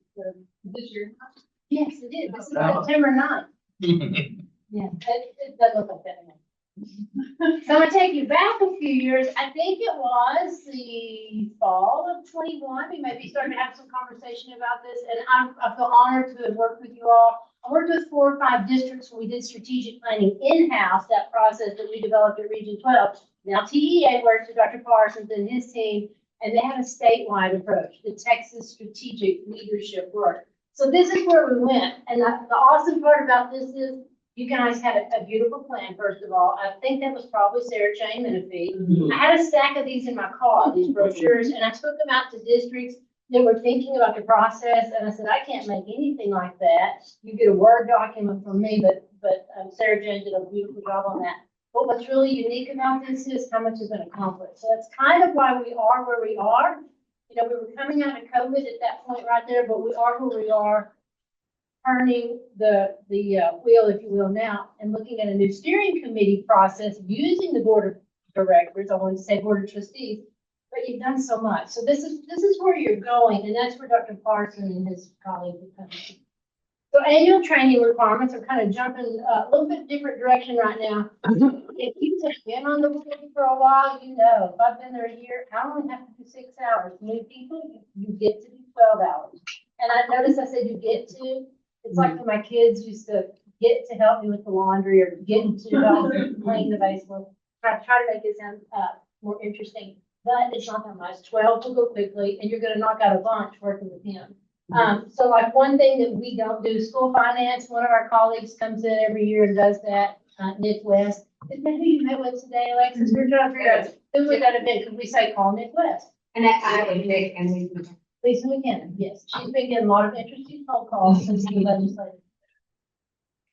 What we will be talking, we will not be talking about funding. We'll be talking about the accountability piece. These are things that new people do on their own, and that's through the Attorney General's office. Next time when we meet in August, we're going to do the Evaluating and Improving Student Outcomes Training, also known as EISO. So that is a 3-hour training. Again, we're not going to take 3 full hours. But we are going to use that as part of the foundation work that you all will be doing with that Texas Strategic Leadership Project. Look, can I make a comment right there? Yeah, Stephanie? do. So just to piggyback on what Stephanie was saying, Rapoport for the last 2 years has been involved in this. We built upon the plan. We narrowed that down and already built the academic strategic plan, which we have been performance managing this year. Through that work and reestablishing your House Bill 3 goals that run through 2029, we are now going to piggyback off of where that ends and butt it up back to your next 3-year plan. So it all coincides together with work with Dr. Newman and the steering committee we pull together in the next couple of months. And what's valuable about that is this was like, what, 4 years ago? This was the last 2. We're getting ready to start, I mean, it'll be year 3 with that work. But the nice part is you already have done so much, so you're on that path. I did want to say about training, it is really important to do your training hours. And it needs to be meaningful. Like when you leave here tonight, I want you to say, oh, that was meaningful time. That wasn't time wasted.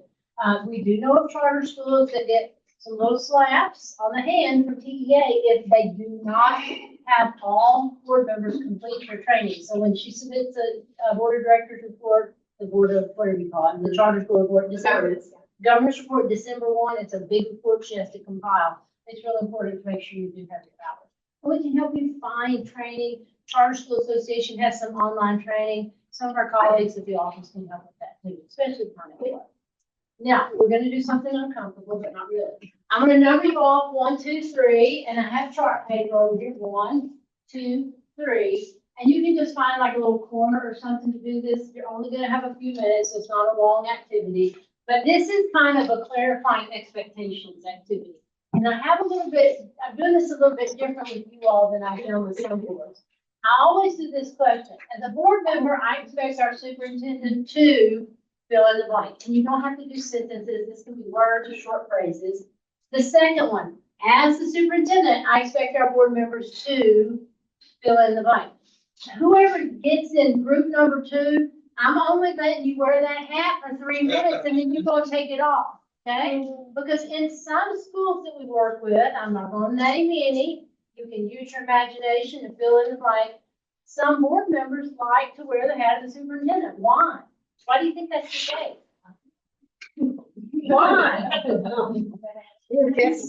Why?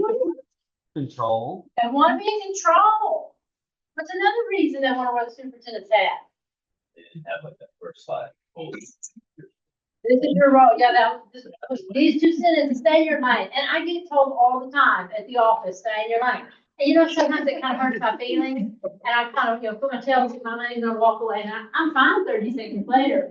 But sometimes I want to be in control. And I think, the last question, I don't usually do this, but I'm going to add it moving into the next school year. As a board member, I expect my fellow board members to, and then fill in the blank. So I'm testing this out with you all to see what your answers are. So we're gonna number off 3. 2. One. Oh, I don't know. 2. 2. 1. Yes. Are you a 1? Okay, perfect. Yes. So I You want just, me to keep 2, even though it's mine? You want someone else to be superintendent? y'all switch. Okay. You be a 1, you be a 2. Deal? Okay. Okay. Jennifer said yes. So here's a piece of paper. Don't all hands over here. You can stick this on the wall, actually write on it. It's fine. So once you all come get your paper, number 1, why don't y'all go over to, maybe the wall right behind Dr. Shanks. Group number 2, why don't y'all go over here? On the right side of the building there. And group number 3, why don't y'all go over there on the left side of the building. Timer for 3 minutes. 3 minutes. What?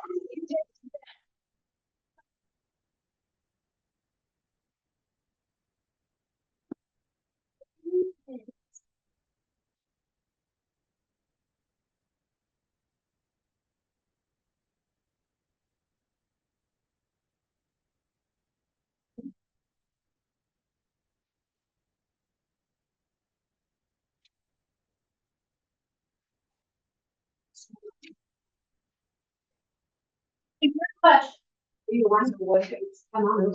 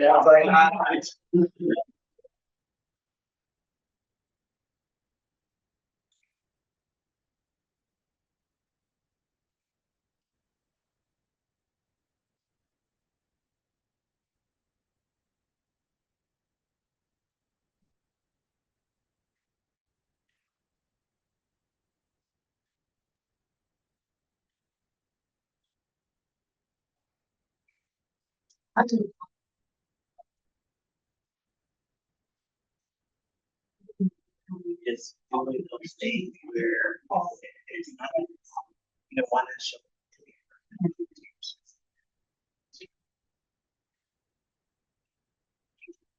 Let me just say, you guys are volunteering to pay. Oh, it means, It's just a little passion. Policy years kind of one of the things that they-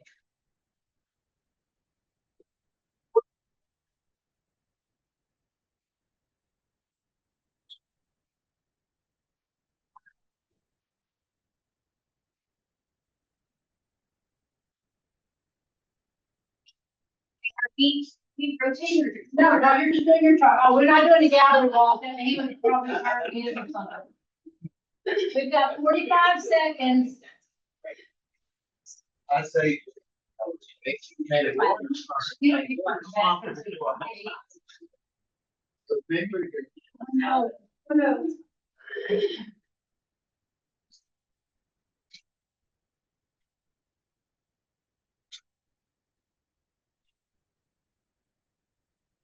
20 seconds.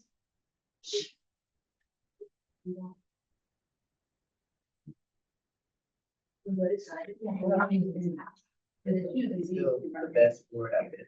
5, 4, 3, 2, and 1. Okay, let's start with group number 1. Okay, over here. So if you want to go put y'all's like maybe by that air conditioner or on that door, that brown door back there. Group one, that's us. Okay, group 1 is a board member. I expect our superintendent to. So see what group 1 said. Okay, group 1, go ahead. We said we expect our superintendent to change trajectory for kids, right, using the mission statement.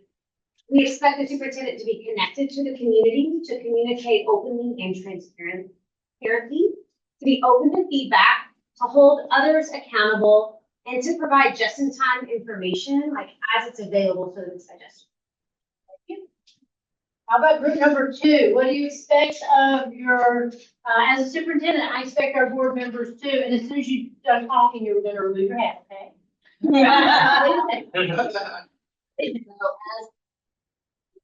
I expect our board members to have campus introductions, so like meet some teachers, meet some administrative staff, say hi to some students, come to board meetings prepared, do their homework, make informed and wise decisions, stay in our lane and allow staff to do their jobs, contribute, be present, be seen. And group number 3. Board member to board member, first time we've done this question.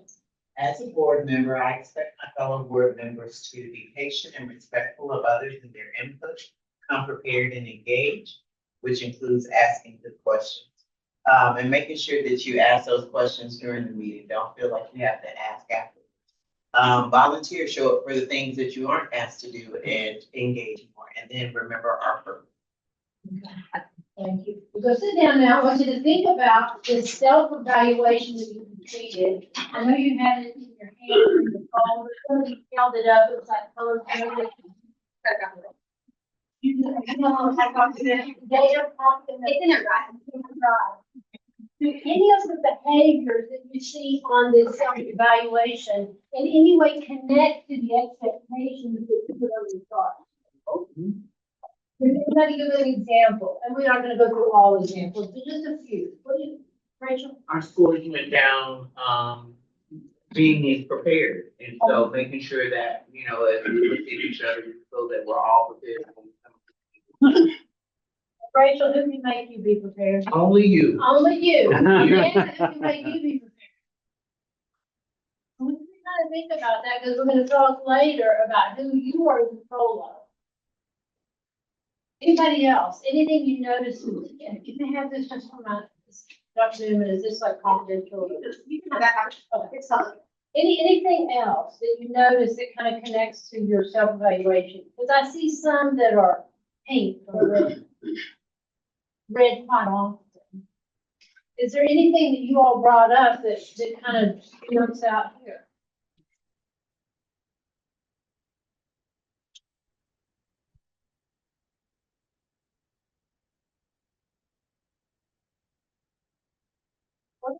one about ending in a timely fashion.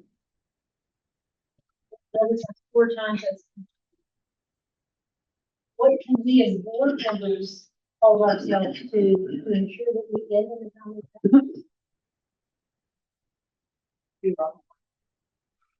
Do your homework before you get to the meeting. Be prepared, and as Rachel said, know those questions before you get here. I had a board member one time that used to sit down, laying back in his chair, someone had paper copies, and unseal envelope, and he would sit there and go.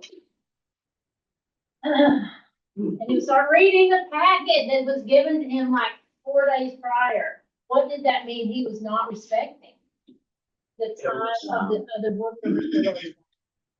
But what I want you to think about when you look at those different expectations that you identified up there, think about specific behaviors, things you do, things you say, and what you might do differently. So any reflection on that, again, kind of thinking about your self-evaluation now, just looking at it for the first time. Is there anything that you all think you might say or do differently? I'm not going to say, oh, well, so-and-so doesn't read their stuff when it comes to me. We're not here to point fingers like that. What are the things that we could do? Or things that we do well? Anybody? And I know you have Brandon still, which is a good thing. What do you think, Brandy? You've been here a long time. I think more time on campus. As board. That's a board member. And that's actually in your, if you look at your policies and your bylaws, and you're supposed to be working in campus. Something we're supposed to do. And yes, we're busy, but when can we get that on our calendar so it works? Yeah. Thank you. What else? Anything? Dr. Shanks, please. Well, I know one of the reasons I scored some of these areas low is because we have met as a district improvement committee, so I'm excited for our new folks who are each one. Good part of that.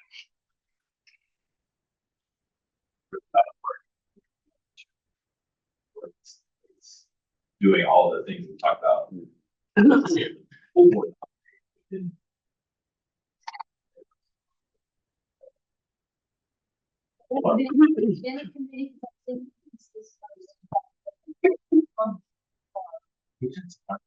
Scheduling, I mean,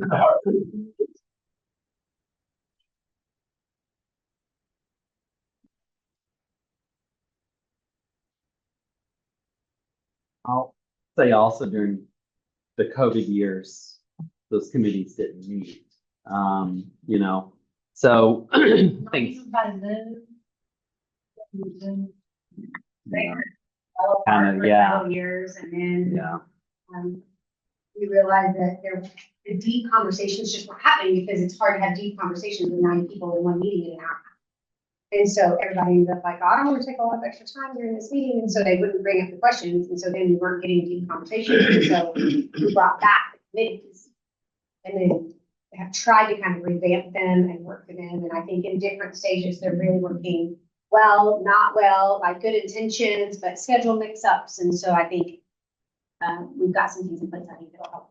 I'll be anxious to see how that goes, because as Mark will probably say, I know a lot of my districts that I work with, the boards don't have committees, except for some of the larger ones.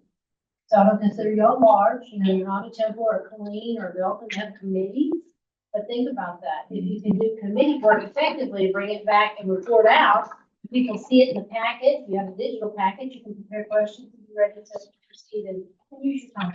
I allow that meeting to end with a conversation. And I Making decisions. And I had a quick question. First time, but I have no training or anything. So am I supposed to go to the other campuses for activities or like we see in other campuses side? Like, Yeah, I don't so know you- what's my goal inside. You and I will sit and do an orientation. Okay, we'll talk about introduction and bio and get your information out there. How do you want to engage with other parents? Yeah, so. we'll Okay, sit and do that. I just wanted to make sure that I'm doing my part. You're great, But I love that. So yes, It's something Mark and I were talking about, charter schools or public schools, the other public schools, like the ISD boards, one of the first things you have is an orientation. I know you've just been here about 3 hours now. They lay all that out. But even though you're not required to, Dr. Newman will sit down and go over all that kind of information. But I do find it interesting as a public school, and want everybody to be the same when we think about public schools, there are things that you all as a chartered board of directors are not required to do. And I think sometimes that maybe inhibits it unless, like Dr. Newman is proactive and says, okay, this is what we're gonna do, this is what your role is, this is how it works. Sometimes we do best practices even though we don't have to. Right, they're just best practices throughout every time. Kind of like the legislative update that we'll be doing starting in mid-August through September, and whenever people ask for it, charter boards are not required to attend that. There's stuff in there that applies to you all because she went through it like you did tonight. We don't have our training materials yet, but we invite you to come. There'll be probably 3 slides that are just for charters, but the other 80 slides in the slide deck, you're a public school, so a lot of it applies to you as well. Okay, quiz time. I know I hated pop quizzes in school. Okay, come on. Board members are expected to be in attendance at how many meetings? Oh, they're using their notes. I love that answer, Henry. All of it. I think it's a great answer. But is it, Practice. but is it what's in writing? It's not what's in writing, but it's very effective practice. And things happen. Does anybody know? 80%? How many? Is it 80%? You're getting close. Grady said 80%.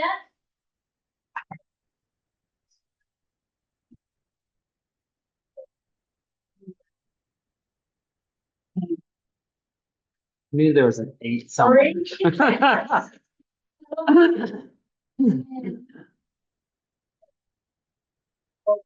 Must have said 8. Did you just word must or did I make that up?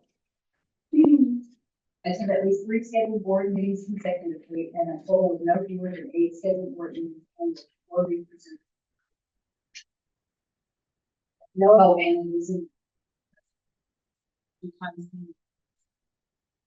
Times 3. Yeah. Article 3, Section 4. And this is in your board docs in that shared drive. There's a general board docs folder, it's got this and the charter. Page 3. I put that on there because I didn't see this tonight, but I have seen this in prior months. And I noticed that was rated lower. Number 9 had all directors present. 3 of those were in that pink shading. Again, things happen. We have to travel for work. People get sick. We have family situations. We get that. But to the extent possible, we need to be present. Now, we've done the Zoom thing. It works. Is it as effective? No. I mean, it's like some online trainings. I have an online course I do for new school board members.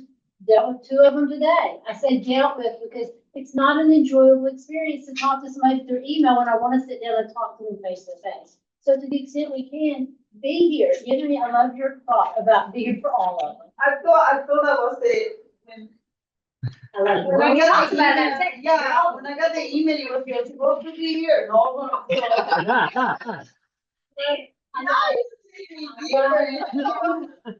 You still have to be there.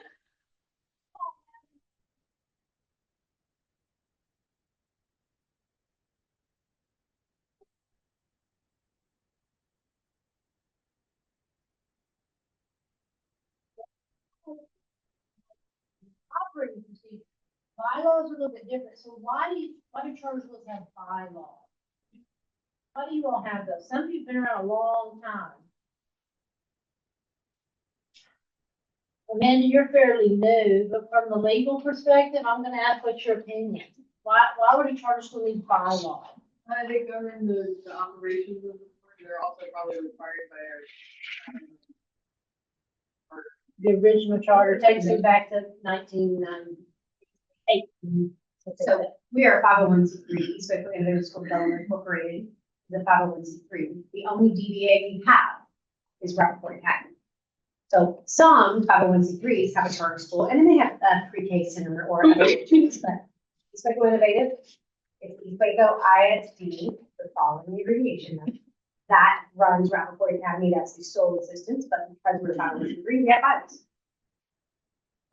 And through our years, we've done some fun trivia questions. We're not doing this again this evening, but it's fun to go back and look. That's 25-something years ago, a little bit longer than that. So it's interesting to go back and see where we have come from. And kind of what our initial intent was, and where might our building have originally intended to be back in the day. So charter schools have bylaws in order to, these really three big bullets, establish governance and operational framework to ensure accountability and transparency, and finally, to meet the legal requirements to carry out the work of the charter. But I added in a sub bullet underneath that first bullet. Bylaws provide a framework for decision-making, outlining roles and responsibilities of the government board, administration, and staff. Why, this gives a little bit more detail. Why is this important right here?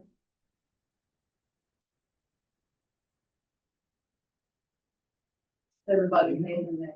Everybody knows their lane. Thank you. What else? They don't go rogue. They don't go rogue. Oh, I've seen road trippers, so I read about them. None of y'all heard about them. None of y'all heard about them. Just one more thought. What does this really tell us? Go back to Foundation the foundation generates piece. that people change. You want to make sure that people know the history and the record of how you work. As I look around, Grady, you've been here long term, or Shonda, Rachel.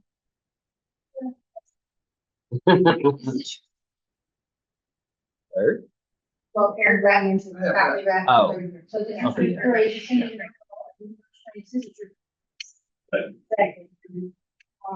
So you have a lot of, as I say with my husband at Baylor, historical knowledge. You've been doing it for 28 years. I mean, that you've got so much that you have to make sure that that information continues on. But that is important in thinking about what our role is. So why do charter school boards benefit from board operating procedures? So what do you think a board operating procedure is? Because you don't have them. You don't have to have them. One of my colleagues in region,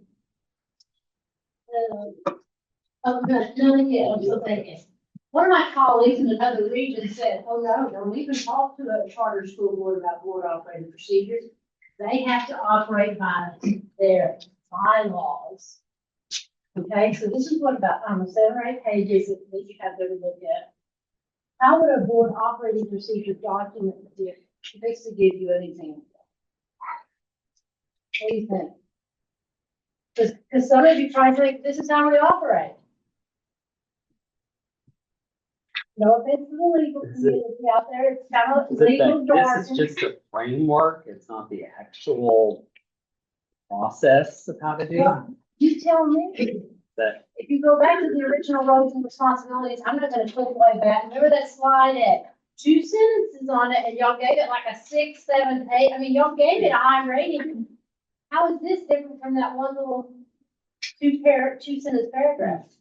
So What is this? everyone understands our roles. On the board operating. I'm not.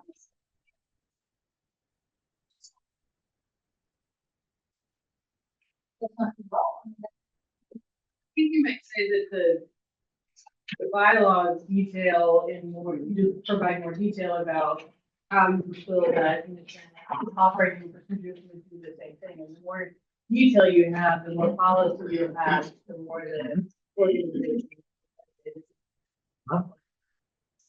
Yeah, and as we always say, when we have conflicting information, what does our policy say, or what does our bylaw say? Because y'all have board policy, that's something else, Mark and I were talking about. Public schools, not charter schools, but you are a public school. I have to remind people that all the time, they don't understand. yeah. First, through the Texas Association of School Boards, your policies are written through an attorney group, but I can't think of the name, it's like that. Children will offer now. Are they specific to charters? I don't know this. SLHA is, and they also feed all the guidelines to the Texas Public Charter Schools. Okay, so you all have the Texas Public School Charter Association with 5 letters. The other one I mentioned, the Texas Association of School Boards, that's for the other public schools. So he passed out the example from Fairfield ISD. This is just one I've been using for a couple of years. There's some other good ones out there. Take a second to kind of skim through it. You've got your bylaws. A couple of seconds. Take about 2 or 3 minutes. And then we're going to talk about what do you notice and what do you wonder. How are they alike? How are they different?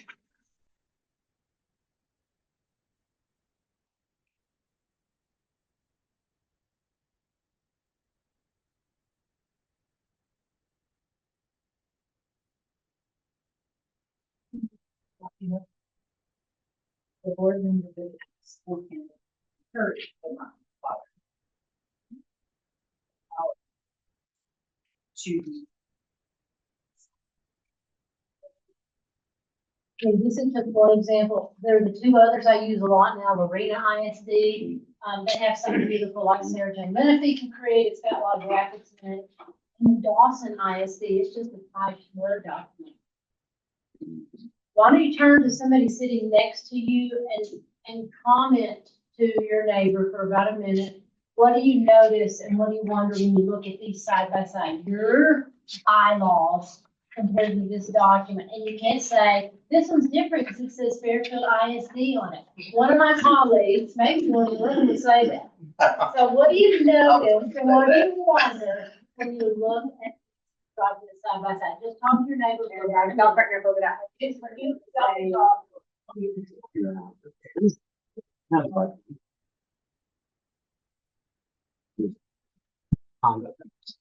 Yeah.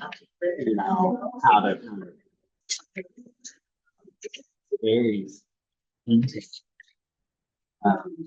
Ours just only mentions how it's gonna. The thing, the procedures. It's kind of like that. Yes. This is a procedure, Right. steps. This just says how it's gotta be. Right. Like this talks about voting versus. Says there's gotta be majority action, say how the process goes, so yeah, this is kind of like a step by step. Right. I was expecting when she said operating procedures, I was expecting something larger. Oh, I don't know. yeah. In my mind, but then when I saw it, okay, it's telling you how to operate. Yeah. That's just step by step, like you said. Yes, yeah. But, like this still can lead to a lot of interpretation.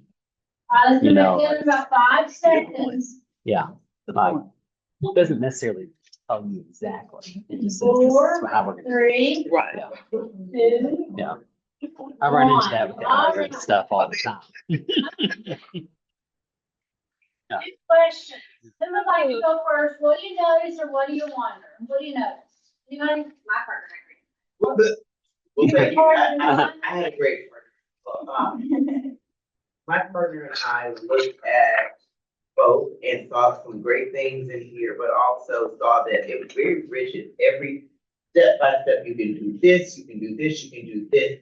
And it made us feel as if we have a question or something to bring up. If it is not on this list at an appropriate time to bring it, we may not get that information in. And we noticed that ours is a foundation and a framework where you can interpret a little bit more on how you execute certain things or speak up on certain things, but it's clear on some of the guidelines, like responsibility, different things of that nature to tell you what you're supposed to do. But this felt like a micromanaging document for someone who felt like people were not able to do the job if they didn't have it step by step laid out. Okay.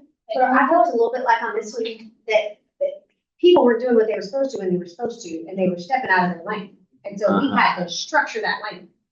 When you ask questions, where they go, who talks, who doesn't, what that looks like. Now, it may be good guidance too, but it hadn't dawned on me because I haven't experienced that amongst the board.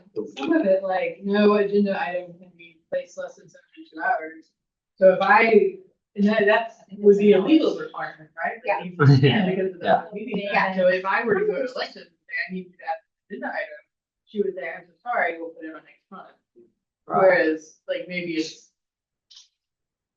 compensating for a weakness in the superintendent to, push back on the board and say, here's. Yeah, say sorry. I steer you back onto your road.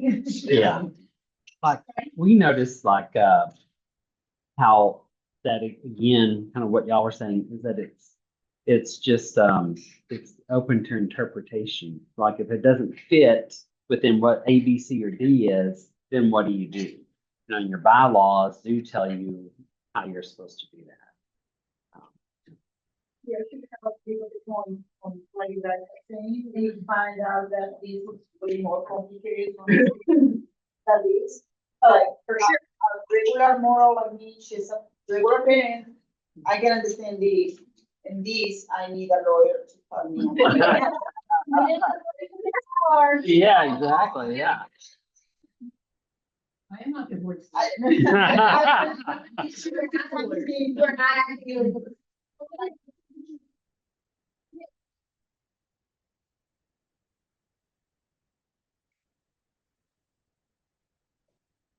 I was thinking this right there, instead of going through, this just looks way more legal, so. They're wanting to as a resource, this seems like it would be more easily accessible for your big population, whereas this may be better for sports. Oh, that's something.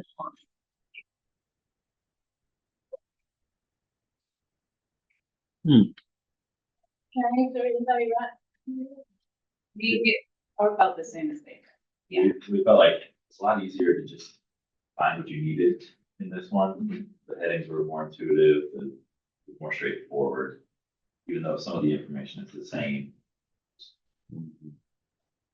Like this did not have an attendance requirement, but like we knew where to look. When we asked that attendance trivia question, we kind of struggled to find, it's kind of buried under duties.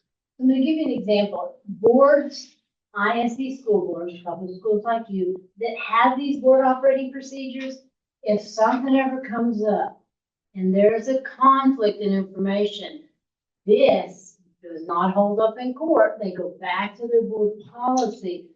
But there are some boards that need and use these because they have a hard time staying in their lane. Somebody said something about the lane over here.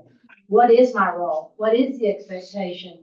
And this is just one example. Now, there's some districts, school districts that I work with, they've got like really long, like 15-page ones, and I think they're way too long. This is a little bit shorter. Some of these things might not even be pertinent to your charter school, but I just bring it up because kind of what y'all were saying, the legalese is not as easy to understand. The interpretation is, as Rachel was saying, it gives you maybe a little bit more flexibility when you look at those bylaws. So I just bring it to you for a point to say, is that something you might be interested in? And I have a quick side by side.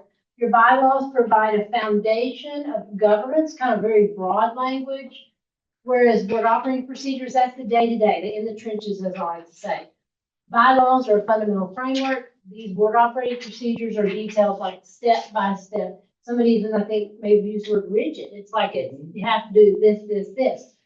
Formal, less frequent changes, because like a policy or something that you'd have to submit back to the Charter School Association, you have to go through. I mean, I don't know how much that costs, but I know ISDs, when they submit policy changes, that's like $125 every time. So you wouldn't be changing bylaws. If you had something like these board operating procedures, you look at that every year. So like say, oh, we're going to do this every July. We like this. We're going to look at it in July. We're going to put the date we looked at it, and we're going to look at it on that date again next year. But it gives you the opportunity to be a little bit more flexible. Bylaws are the what and the why, and the board operating procedures, that sample is just kind of the how. So I just bring it to you to think about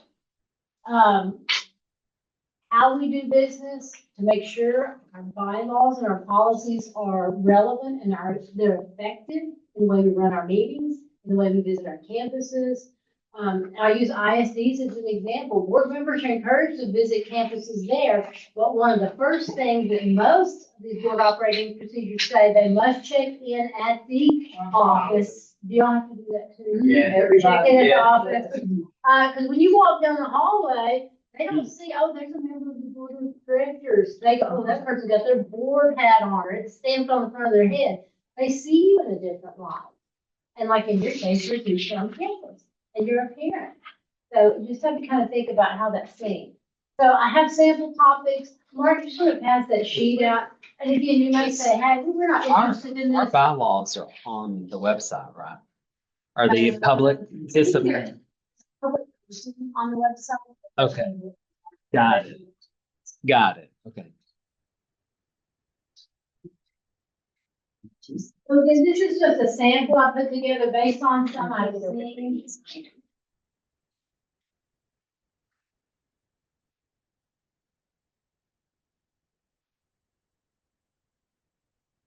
spent about 10 minutes on this. Do you think it'd be beneficial, or do you think as board of directors, you have your bylaws, which are required for your charter, would have to be something like this?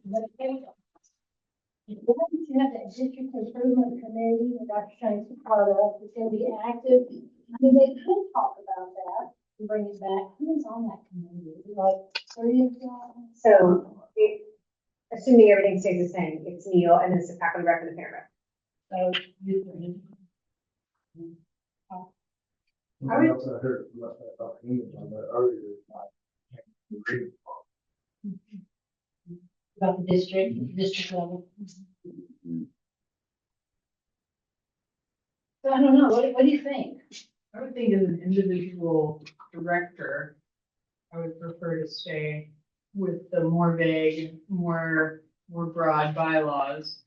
But as the, organization, as a school, I would probably prefer my board to have something like this. Mhm. And for families. Yeah, I think that'd be nice. to I mean, have. it, like, even, in case of a tie vote, what happens to our motion?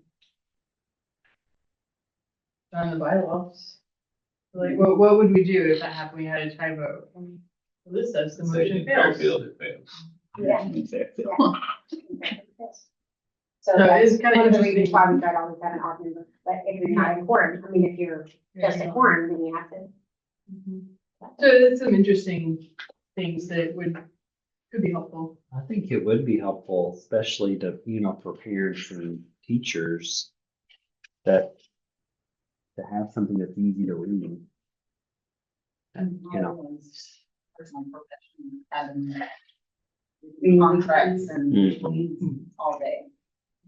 I would just want to make sure if you guys consider doing, that it is inclusive and not different than. In other words, like you've got your bylaws and then you have your operating procedures as long as they're based on your bylaws. And that is- They have to match. Perfect Yeah, alignment. yeah. Yeah, and Yeah. they can't differentiate, you can't provide, more specificity in one versus the other necessarily. Like if you just need to have it more like approachable, then you could do like one pager highlights, right? It's based off your bylaws. It's not necessarily a full thing, right? That doesn't replace what your bylaws are, but I would just want to be careful that we don't get conflicting actions or conflicting statements or whatever else, because the bylaws is what we legally held to. So if we need to have something that, maybe there's gaps in the bylaws, and then we need to have something that's like clear and transparent, right? Like a 1-pager or a 2-pager that provides layman-friendly language that kind of helps explain how the board works. I think you could do that. I like the 1 or 2 page summary for anybody, If there's highlights, I will just Mhm. as your superintendent, right? I mean, you can always get better, but I think if we had had problems with it on the board, I think we would push that along potentially further than that. True. So don't necessarily solve a problem for when you don't have a problem, but at the same time, if there's ways we can be more transparent, more approachable or anything like that. Well, and I think you don't have documents like these when everything's going great. Right. These Even when documents, not. yeah. You know, we have a great composition of the board here, we're all respectful, we all agree, but like, what if a new member comes in and is like, oh my God, that person is awful, what do we do about them? And Mark asked me what percent of our districts, he thought maybe 5% have some kind of board operating procedure. I think it's probably closer to 20, just because the ones I get called in to work with. But it's true, it's the ones that they got a loose cannon. They had a problem, they had a problem, or they anticipate. But we do encourage, again, charters, you're a little bit different in that you're bound to your bylaws, but the 1-pager, I say 1-pager, it never fits on 1 page. But it just helps the public understand, and Sarah Jane is really good at dressing stuff up. I would think it's also probably different if you haven't had longevity, right? If you've had contentious board member elections at traditional IFDs, you're gonna need a stronger document that gives more clear guidelines. If you haven't had a superintendent that's been in the seat for 13 years, right, 14 years, however long, right, then you're gonna need more guidance because you're gonna have less longitudinal information in that. Maybe it's more of an FAQ than it is. Yeah.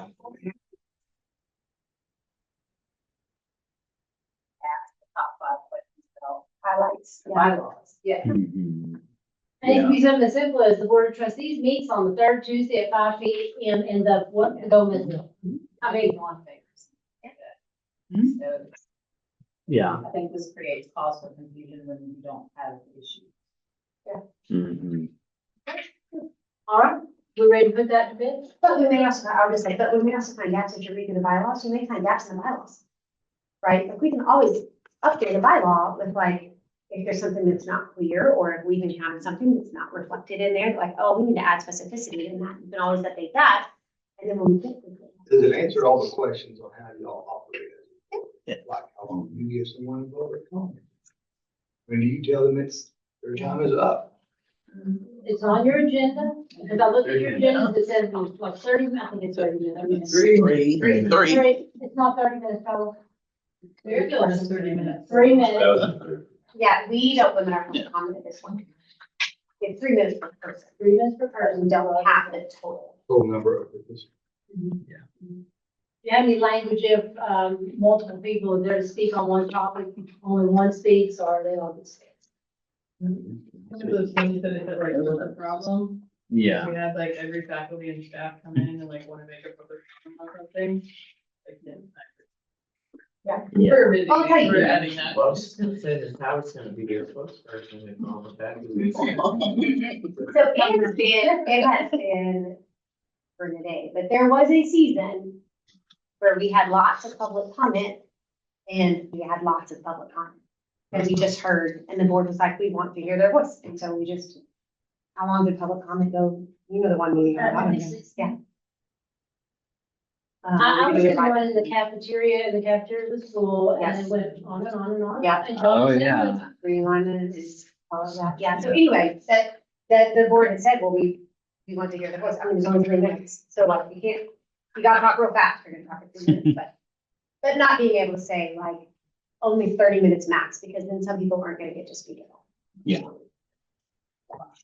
So I brought that to you because remember, we're here talking about effective governance practices and what you can do to improve student outcomes. So I'm going to switch gears just a little bit and ask you to be reflective on your behaviors as board of directors. So does anybody remember this? Some of, now, I know you new people won't, but some of you probably will recognize those words. Because you were in a training at Region 12, and the presenter asked this or said this statement, and then they said, who has to change first? And we spent 90 minutes on that question. Student outcomes don't change until adult behaviors change. Who has to change first? What do you think was the first answer to that? Most of the times I was in this training. Who needs to change first? Adult. The who? Adult. Which one? Student outcomes don't change until adult behavior change. Which adults? Oh. Families? Teachers. Oh. Yeah, I say So we stuff. we spent 90 minutes. 90 minutes. I always come to that though, because they always say, oh, those parents, I need you. 90 minutes. 90 minutes on this one question, and boy, the trainer worked it. And as he trained us, he expected us to work it. Well, the answer is me. I have to change first. Now, if somebody would have just said that, we could have saved 90 minutes. Got gone on early that fast, but it didn't happen that way. So I want to introduce you to board behaviors and improve student outcomes. So those of you that were in that training, which was called Lone Star Governance, will recognize these terms. And this is very applicable and important to the work that you all are going to do, even moving ahead with Mark with that Texas strategic leadership. So as board members over here on the left, working together with your superintendent, you have to have that mindset of synergy and teamwork. On the other side over here, when all this stuff in the middle happens, you're going to have improved student outcomes. But you have to have systems and processes. You have to be advocates, and you have to engage your stakeholders.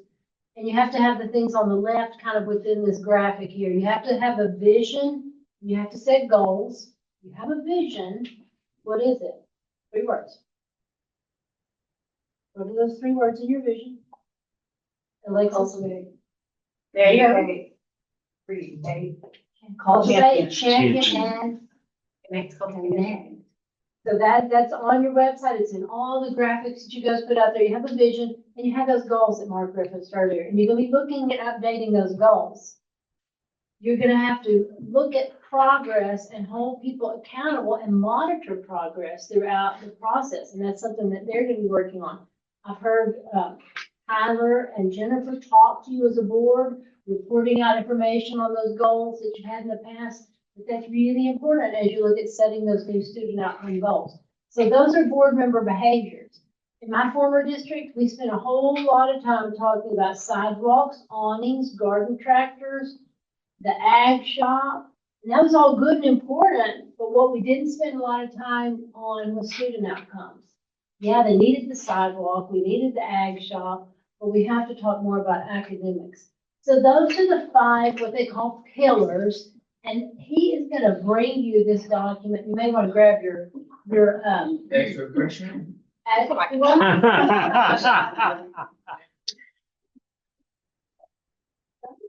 Passing out this document. It's a framework for school board development. This was created by the State Board of Education in 1996, so 29 years ago. It went through some minor revisions in 2012. And this was what I call it a COVID project. I don't know if the places that you work for, if like the governing bodies or the powers that be, had any COVID projects. Like at my house, we built benches and birdhouses, which are just outdoors things we did. But the State Board of Education, really how we've done is spent some time revising these to be more current with the work that we're doing in our public schools right now. And they call these 5 ideas on the left pillars. And I'm not going to read them to you, but you have a few pages in here. What I'm going to ask you to do, read the 1-sentence descriptor of each pillar and tell me what words stand out. I'm going to give you just a minute to read through those. So there's like vision and goals, and it says the board ensures. So if you'll take 1 minute and go through just the first sentence of each pillar. Highlight the words that stand out.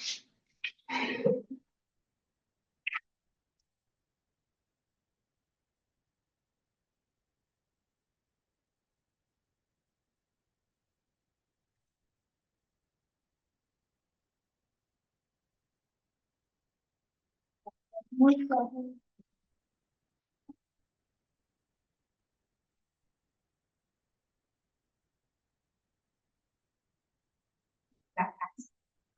Okay. 10 seconds. I'm not ready. Hold on. Just the first sentence in each spelling.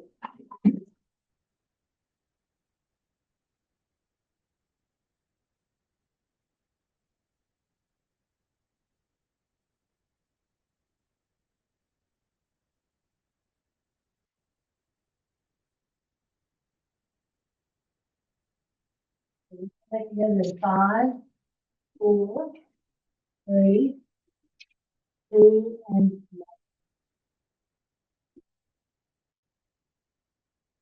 We talked about foundations earlier. How is a foundation and a framework similar?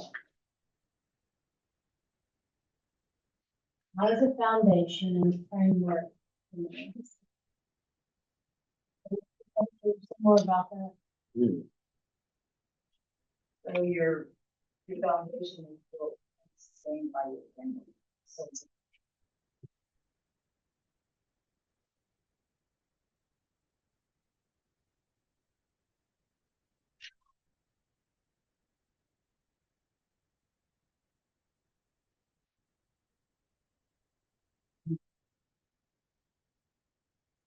okay.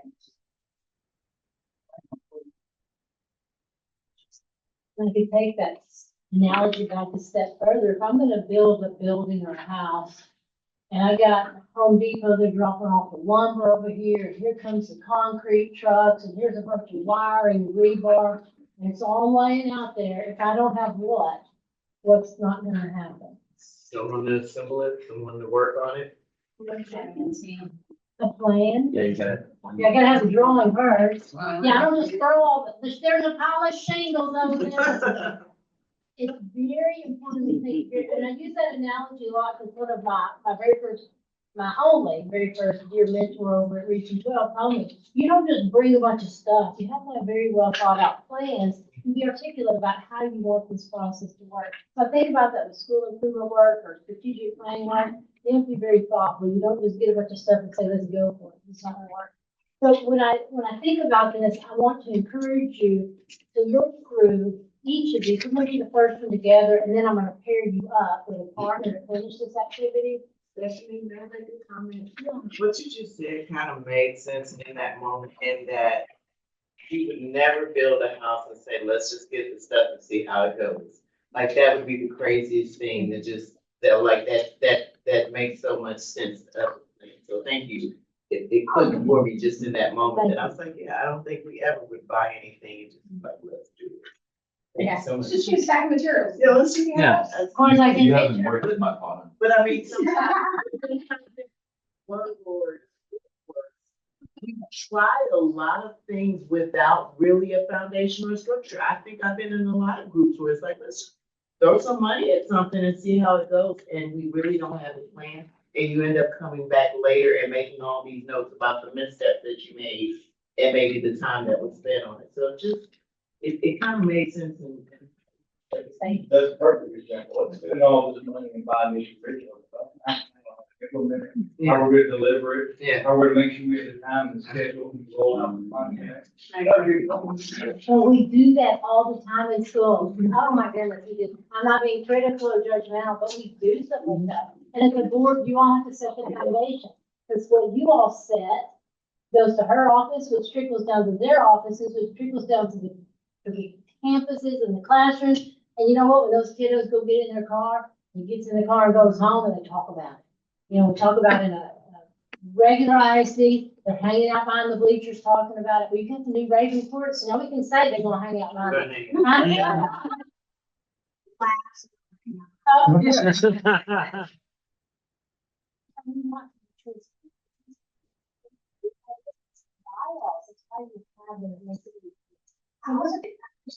So I'm using facilities committee as an example, right? So when we started the facilities committee, revamp, whatever, they just jumped in and did, right? Like these three were like, we don't know what time, we don't know where we're going, but we're gonna meet up, we're gonna jump in, we're just gonna make stuff happen. And they made stuff happen. Did it work? Well, but now they got stuff done. Yeah. They did. They jumped in and got stuff done, but they had to struggle and they had to scramble and they had to figure it out and just kind of pull themselves together and make it happen. So then one of the last meetings we had, I was like, hey, so I'm stepping in. Let's do a running agenda. Let's get all of your brain thoughts on paper. Let's get it together. Let's talk about where we're going.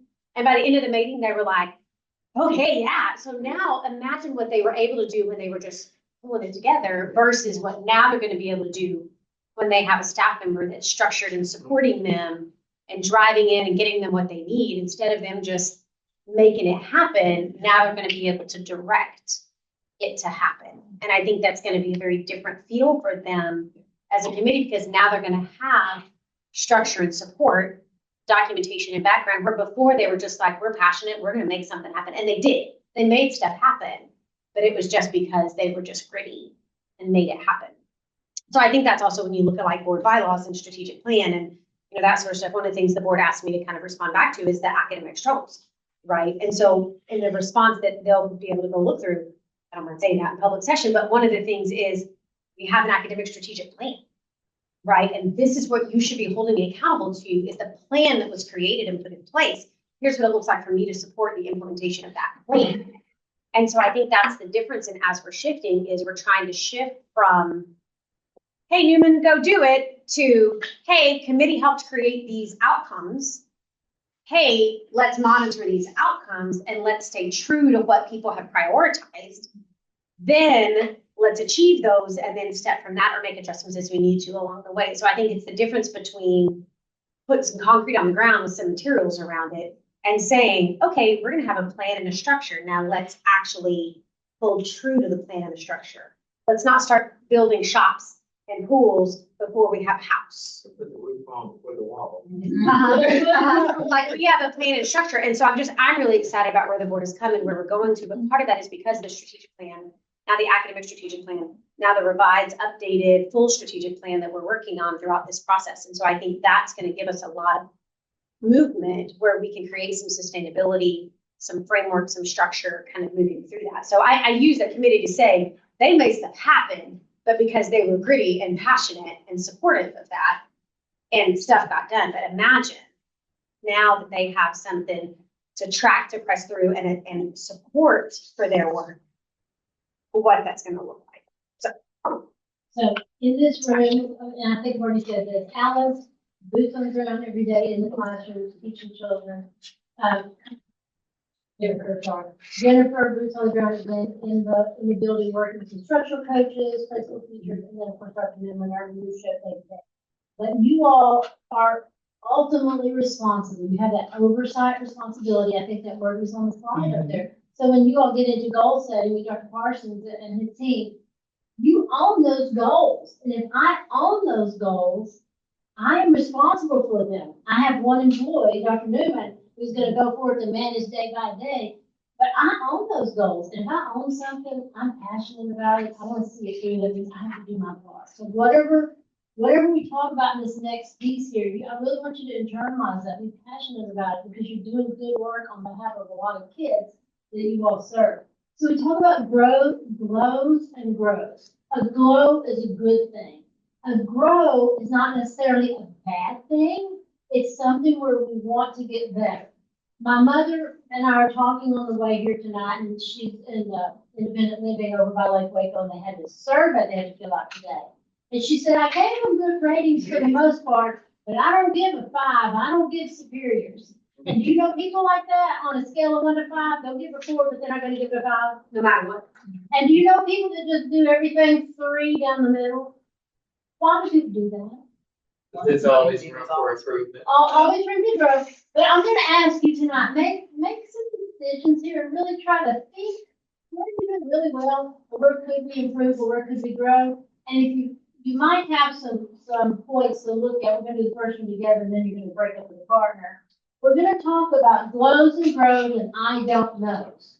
So I'm just going to pull out this first list right here since we're doing it together. Pillar number 1 is about vision and goals. And you already looked at that first opening sentence there. So like, for example, keeps the district focused on the well-being of all children. In your mind, and we're not going to report out numbers or we'd be here all night. Do you think you could give that a 4 or 5? Do you think you give it a 1 or a 2? If I ask you to put it in one of these columns, is it a glow or a grow or an I don't know, what would you say? I'm asking you to be vulnerable. Could you clarify, is that like at board meetings or as an individual board member, or is that the superintendent, or is that just a general feeling of the district? Let's say just a general feeling for the board. This is about board behaviors. Because this is about board development. When we think about developing, what do? We think about getting better. So you guys will just have to listen to me. Yeah, That's I'm just how gonna it have would be to a part. So that's totally okay. Okay. Yeah. That's okay. Yeah. So you feel like it's a glow, okay?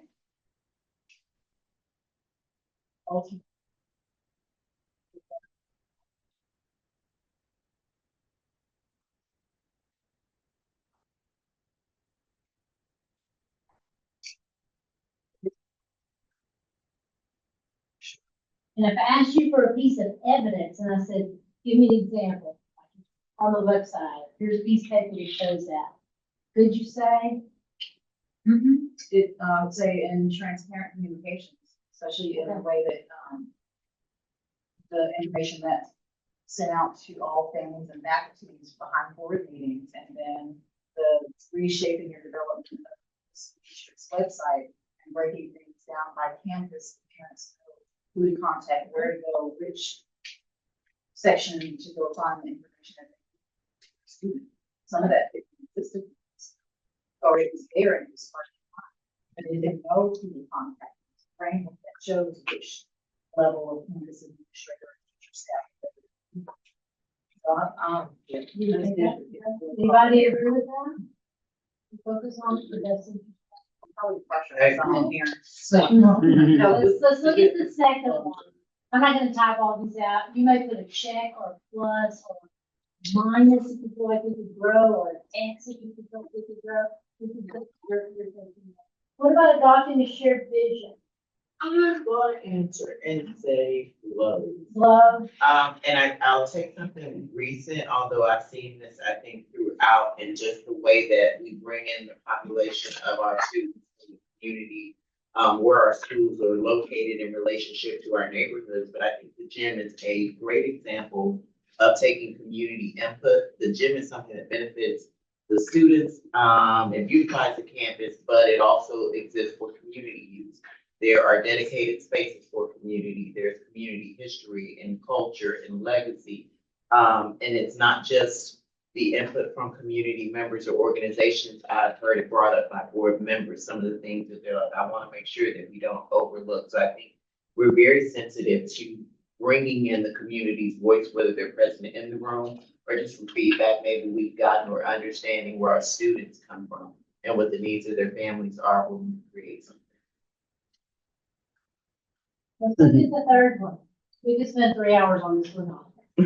Ensures the vision aligns with the state mission, goals, objectives, et cetera, that is part of state law or rule. Absolutely, I think that's,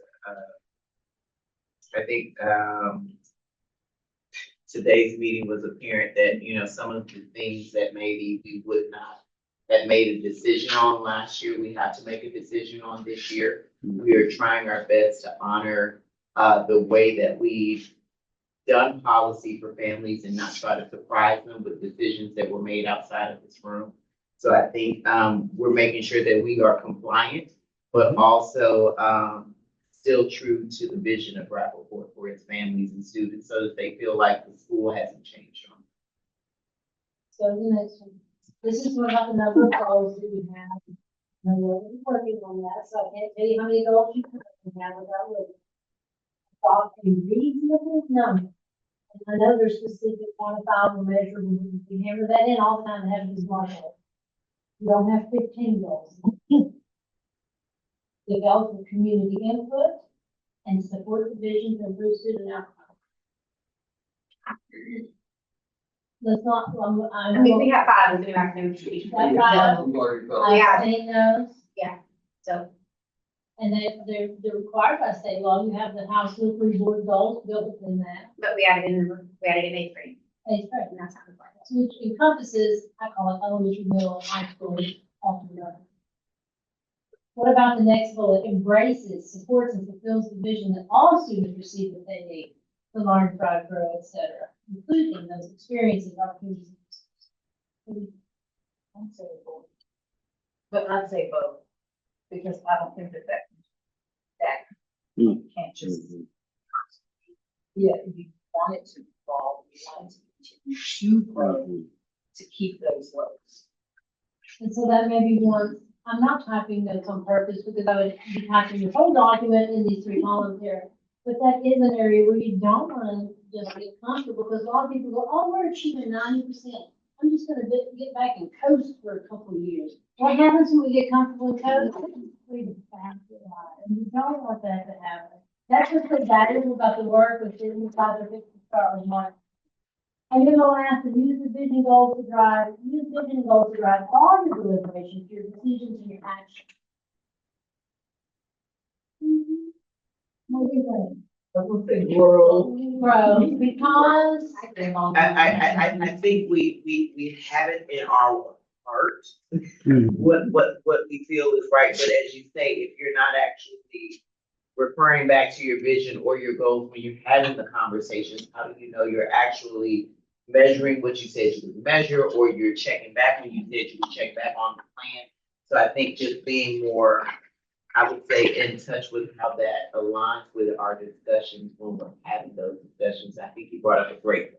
If there's a plan that exists and you've asked me to go through a plan, a question may come up and I should be able to say, well, based on the plan, I will be reporting this at that time. We have to address maybe some other things, but allowing things to flow as we actually said we wanted. And that's that intentionality, whether it's putting I'm looking at your core values and vector, I was looking for the vision, the connect, champion, cultivate, if that needs to be right in the forefront, if it needs to be, on whatever you got in front of you, on the back side of your nameplate, I guess you can do that. Where it's like at the forefront, you go, oh, wait, right here, our vision says we're gonna do this, or right where our core value says, we're gonna be curious, and that means when we're curious, we ask questions, we can ask questions respectfully. And we can also do it disrespectfully, if you know in your core values, and we don't want to do that. So how do we stay in that curious, growing mindset? Okay, what I'm gonna ask you to do, because I'm gonna break you up now, and whoever gets number two, don't unfriend me, because it's longer. But I'm gonna ask you to kind of go through these bullets, and instead of reporting out all of them individually, I want you to identify one or two that you feel like is really strong flow, one or two that you feel like is a grow in areas to develop, and then maybe an I don't know. I don't know is not a wrong answer. I don't know is a kind of a number three. I'm gonna ride in the middle of that 5-point scale because I don't know.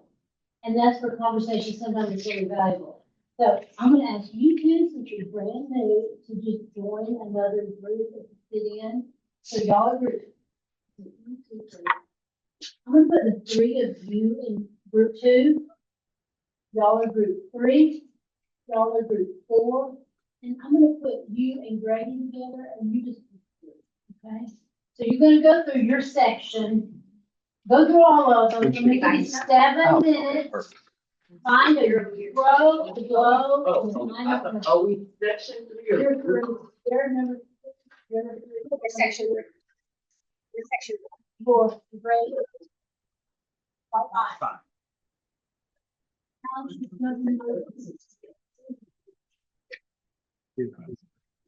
So you know what? You very much. You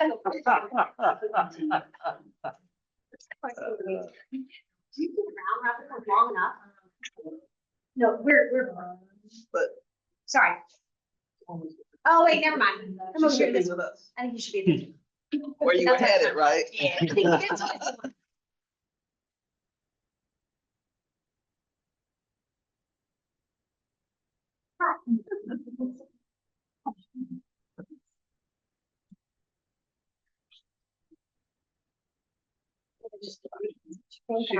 Okay. Do make follow.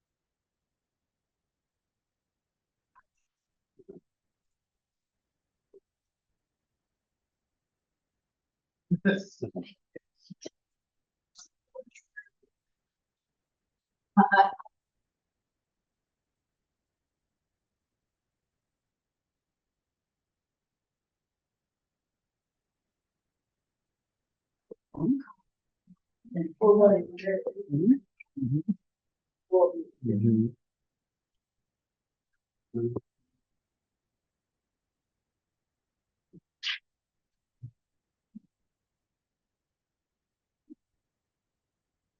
Oh, yeah.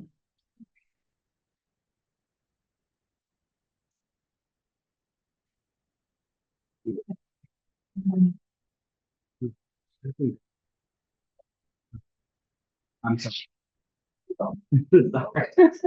Yeah, because the reason that was certainly to, to, yeah, mhm, yeah, so. uh,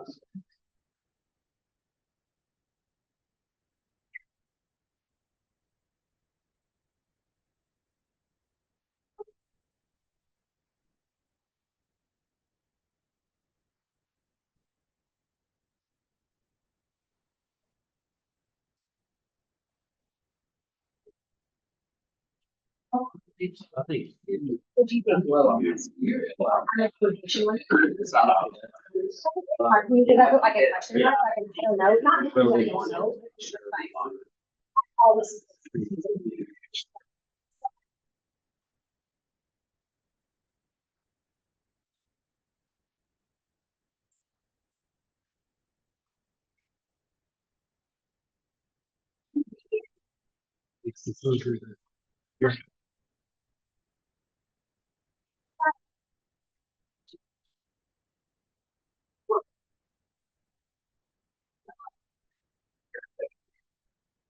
Kind of thoughtful. Yeah. But I feel like that's what all we need. Not only what-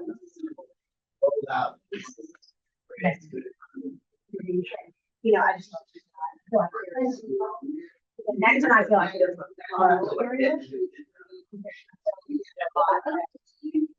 Yeah.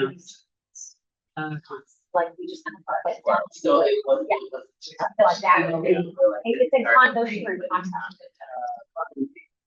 Do a lot of hiking, like all of these,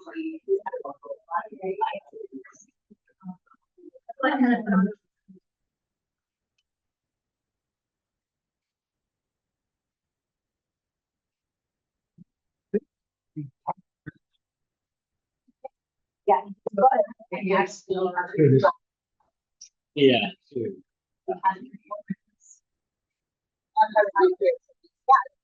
Yeah, yeah, yeah.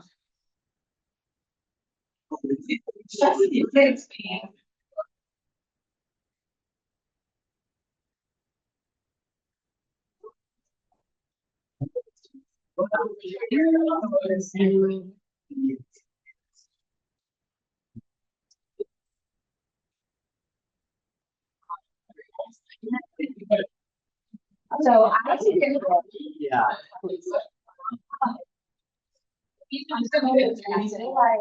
Yeah. Yes. Yeah. Right, I feel like.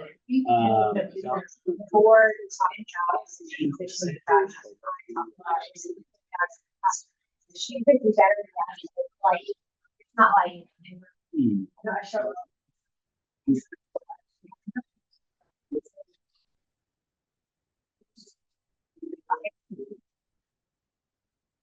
Think, well.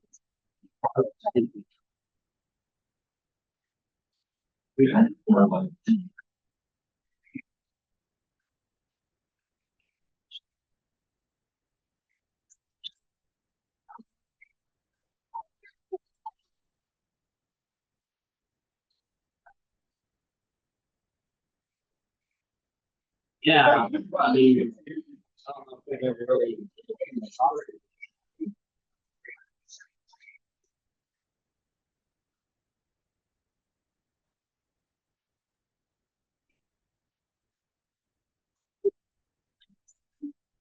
Yeah.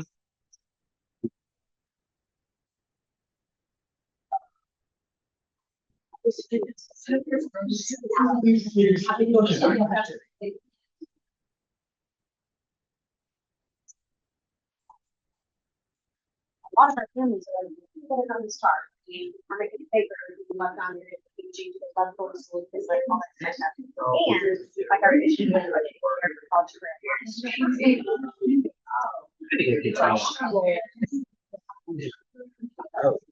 I struggle.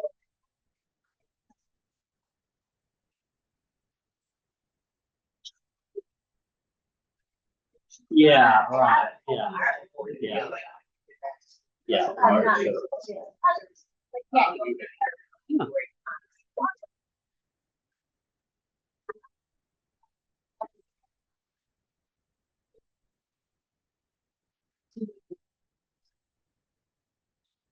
But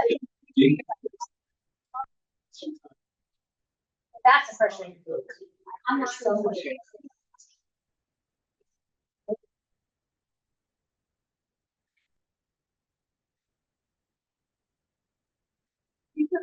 Yeah.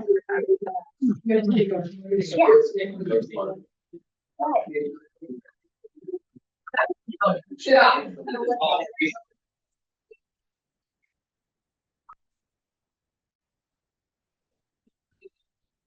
But they are.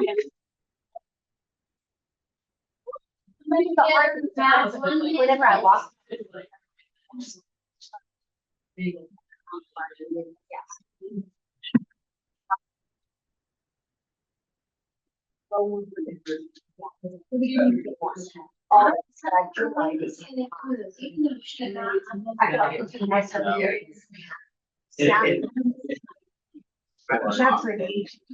Especially.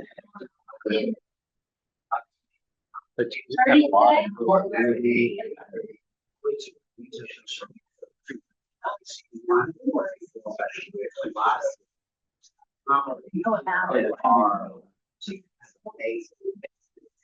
So one of those,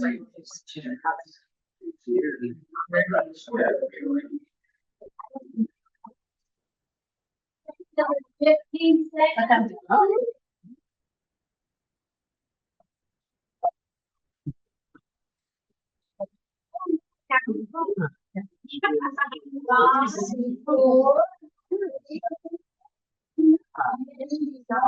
Because we have a visa. I feel like I need to know more. I did not give you a slide deck tonight. Remember, I told you I didn't give you the PowerPoint. If you need it, of course, I can send it to you. if you request it. But do you remember what we're really going to work on tonight? I'm going to get better at what?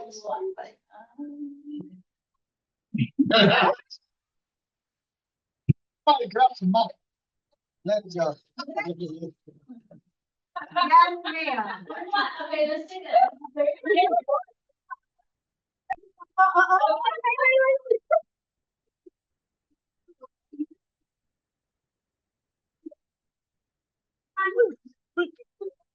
Time to work on. Are we here just to spend a few hours together? No. Check it off and say, oh, we did our training. We'll let you know. What's on the difference? Well, I guess what I was missing, other than leaving before 9, was, the team building. I think, this is a great opportunity as we have new members coming in. We have some that have been here for a little bit, but hadn't gone through this process. And then maybe some who are carried over. And so for us to understand how we move forward and what we're all doing and maybe what we can improve on, even if we've been doing it for a while, to work together better, to support the foundation of what we've been given and kind of build up the framework moving forward, because I think we talked about this is time for the new vision for the next 4 years. So we've got to assess where we are, what we do well, and what we'd like to change, and you're moving forward. And so I throw a lot of things at you tonight, and she said we. When she uses the word collective we, who's she talking to? All of this room. The board of directors that is in this room. So it's important that throughout the evening, we reflect on how we're doing. And that's why, I know I should have been taking notes earlier, but I thought I'm just gonna retype this whole document. But right now, when we go kind of report out as little pairs or partner groups here, I'm gonna ask you to pick a couple that really stand out, because we did say, oh, we did really well at this, that gives a 5, and oh, we're really poor, it gives a 1. Again, we'll be here all night, but when we go through section 2, which is about systems and processes, what were some things that kind of stood out? I think we all do. So we all recognize there's a flow that fifth bullet point on focusing our action on operating procedures. We have not. But making sure this is all about, making sure that oversight of the superintendent is our job. We make policy, plan, we set goals, we monitor progress, but we avoid getting involved in daily operations management. So kind of stay in area that we all kind of recognize as something that we can maybe grow in. The second from the last one, where there are elements of the plan and there are things that we talk about related to recruitment and retention, but we weren't really familiar with maybe specific protocols regarding recruitment or determining needs. So, an area where that would be invest more of our time, our attention. So while I'm not making a list, I think we're kind of making some mental notes. Because some schools say, yeah, we have a recruitment and retention plan. Well, it is, that might be a conversation. And we know, obviously, our administrators and are doing a great job with it, and working hard to do it. It's that front of mind, but it's also as a board, we just, when you say the word protocol, you're like, where would I go to find that? I don't know, you may not have identified, it, I don't know. Oh, yeah, and so ensuring the equitable distribution of resource opportunities and experiences based on the diverse needs of students in schools. We just, we're like, we don't know because it's hard to know at the board level. So that's kind of why we have parent representatives, that's why we have teacher representatives, that's why, administrators are here so they can help us with that. But it's one of those things where it takes some energy. Ensure that there's The budget season would be a great time to have some of those conversations, or if you have questions about how that works. I had a board member in my former district, wanted to make sure the girls got new, whatever, socks or cleats or something, because the boys got cleats. I mean, that was kind of getting down into the nitty gritty, maybe a little bit too detailed, but he was really concerned about the girls, because guess what he had? A Little dog. That wasn't based on all children, that was based on. But I think that like elementary needs are different than middle and high school needs. So ensuring that it those different. All right, let's look at section 3, progress and accountability over on this side. A big blow that jumped out. The redhead's reporting, I will let Amanda. It's the next to last one, review the and use of resources. I think we've done a good job of kind of monitoring and providing feedback and big picture kind of steering and directing those areas. The I don't know that we came up with was the differentiates among resources, intermediate measures, and outcomes, especially when focusing on student outcomes. I think that we have had this at the back of our minds as like, oh, we should do that. But then like a specific application of it as it comes up in conversations or decisions, it doesn't come out as explicitly as maybe it should, when we should say, okay, how do we make whatever decision that's before us, and how is that decision going to best serve the student?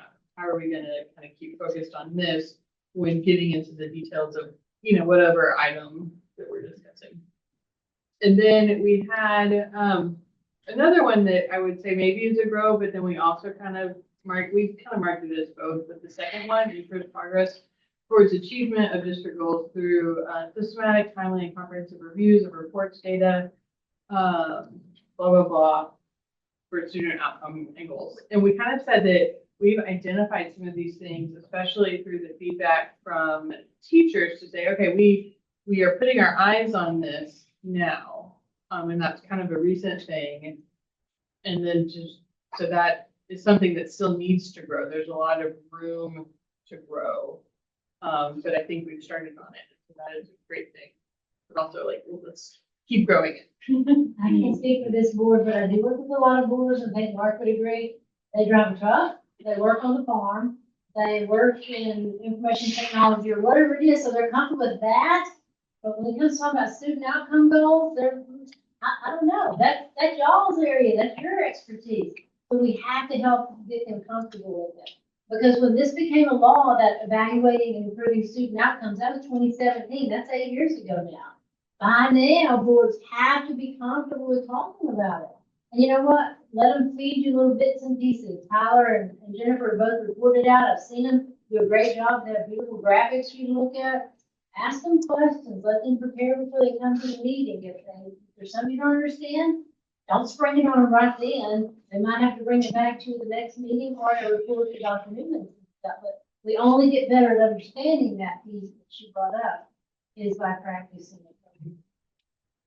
Okay, let's go to section 4, advocacy, we're done. We are. Okay, thank you. Advocacy and engagement, moving around to the other side. Let's go. Okay, so we said, kind of the last two really were grow areas, and that's really the key word in several of these is like the advocacy part of it. Is what does advocacy look like to the community or to legislative officials or things like that? Like how much do we talk about being a board and board activities and being engaged in what we're doing? So that's definitely some place we can improve.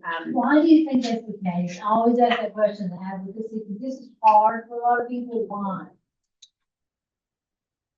I think some of it's uncomfortable. Some of it can be maybe potentially confrontational. I think some of it is you got to be confident in what you're talking about in order to be an advocate for it.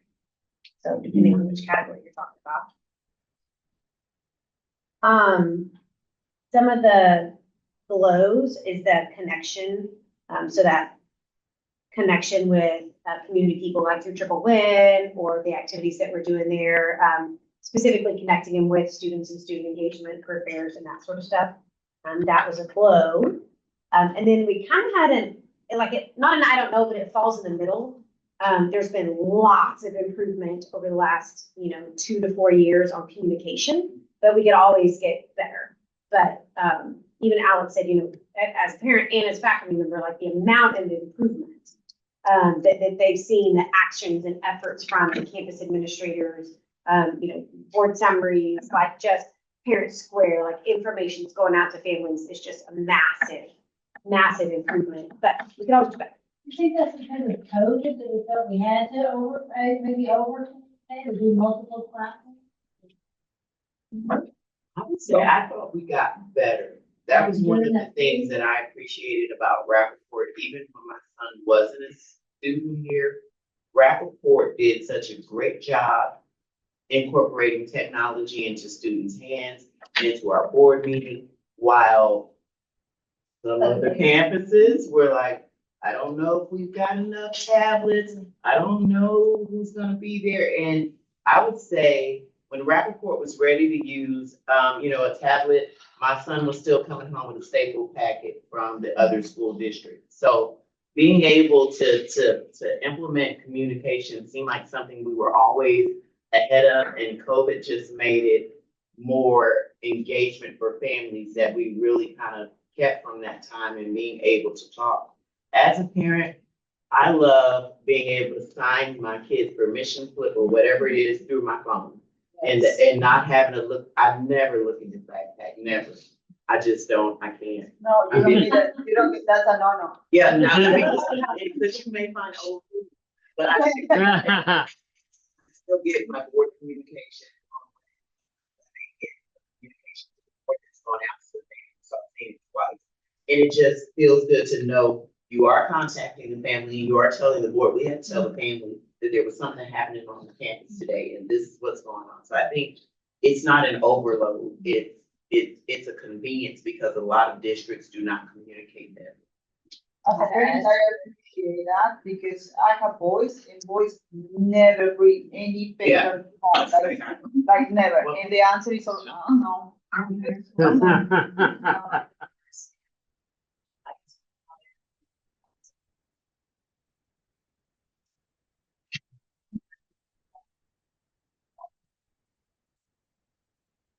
I also think, so I love that you brought up that because from our side, it's one app. From your side, it's however you want it, right? So through Parent Square, you as a parent get to say, I want it by email, text, at the end of the day, at the end of the week, I want it right then. I want it to come all these ways. For us, we can say, hey, let the parent pick, but we're still gonna do this messaging. And so what we've been able to do is find tools that help us communicate better. I think the other thing is we've also tried to slim down all the places we try to do things.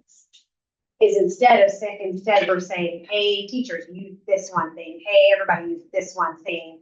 And so like even our Facebook pages we're slimming down so that we really, instead of trying to do everything for everybody, we're trying to do all the things to get to everybody. And so I think that's helpful. Anyway, so all that to say communication has gotten lots better. These are all great examples of providing evidence or artifact of what I would be looking Back for. to Okay, the last group over here, number 5, synergy, and we're, I just love the word synergy. How it glows, grows, or I don't know. Yeah, well, to me, I thought this one was the easiest one. So I did think there were a lot of glows.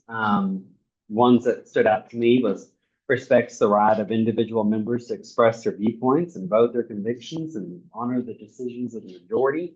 You know, as a group, it's, you know, it's hard to always have everybody be on the same page, but, you know, I think we've done very well at that. I think we've done very well at conversating about it and getting all of our thoughts out to it to make a decision, because we've had to make some hard decisions. So I think that's been a glow, because I think that, you know, we've really been able to do that. I think the same way, the other glow that came to mind here was annually evaluates its performance. Well, we do that, you know, quarterly. So I think we kind of go above and beyond that. I think that's been a result of feedback we've gotten from teachers and parents that, you know, need to, yes. So and what did you superintendent. decide to do? I thought that was interesting. I think, well, just to hold ourselves more accountable, that looking at it annually is easy to forget, or yeah, it's too long of a period, you know, so looking at it more frequently allows for more data points to see a trend, to see a history, to know that, you know, we need to improve on something. Because that's something he and I were talking about. We don't think a lot of boards do that self-evaluation, even though they're supposed to. They simply don't. I know we're all. Much less different. Yeah, But, yeah, yeah, exactly. Yeah. Why don't we, teachers or principals, why don't we evaluate our effectiveness as a board? So really tonight, kind of piggybacking off of some of that, with some of these statements that you see. Ready? So No, some of that work came from the pre-work for TSL. So yeah. in us as leaders walking through the TSL work and talking about lead and lag data and talking about monitoring things that go into the work and not just all the way at the very end, some of it came through conversations with Emily about what's happening during the year. Right. And so that's really where the drive for the quarterly, and if it doesn't happen on the quarterly, it's not the end of the world, but the drive for that quarterly check-in, it doesn't take long, we did the thing, it's easy to walk through. But that's where that came from, is we gotta have more touch points if we're talking about accountability and holding ourselves accountable for activities. It's gotta be that lead data, not just one lag point that happens that gives us 18 months after we actually measure. Any others? Yeah, there were some that I thought maybe were kind of a combination of grow and glow, you know, like recognizes its district role in establishing the vision and goals. You know, that's not something that we can set and forget. You know, so I think those are, we've established a lot of those. We've done a lot of those things, but there's always still gonna be room for improvement on those. And the other one I thought maybe was it adopts and adheres to established policies and procedures, bless you, for welcoming and addressing ideas and concerns. You know, again, I kind of thought that would be a combination of a glow and grow, is that while, you know, we want to keep those policies, we also know that those need to be adapted and changed. So yeah, respond, right, yeah. So. Well, thank you for the time to go through that. So I have a question up here. I keep bringing this slide up. It's been for 3 times tonight. Is everything that you do as a board of directors impacts the outcomes? And if it's not, it should. Think about the work that you do in your distinct role. So when I reflect back on that document we just reviewed, how does our development as a board of directors help ensure that's happening? We went through those 5 pillars and we broke it up to save some time, but you all listened to that reporting out. How does our development, meaning we're going to get better as a board, impact student outcomes? Say that one more time. Yeah, thinking about those 5 pillars we just looked through. vision and goals, synergy, teamwork, progress and accountability. How do we as board members growing in this area impact student outcomes? You're doing good work already. I think it comes back to cultivating. Well, I was just gonna say, it trickles down.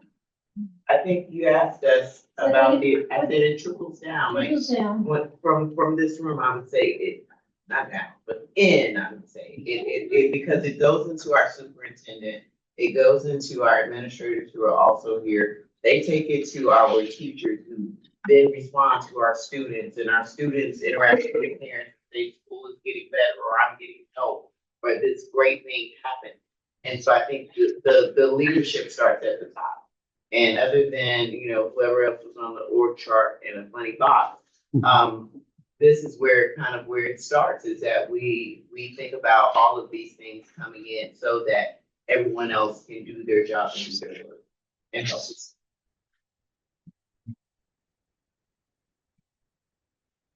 Towards vision of the school, which is what impacts students.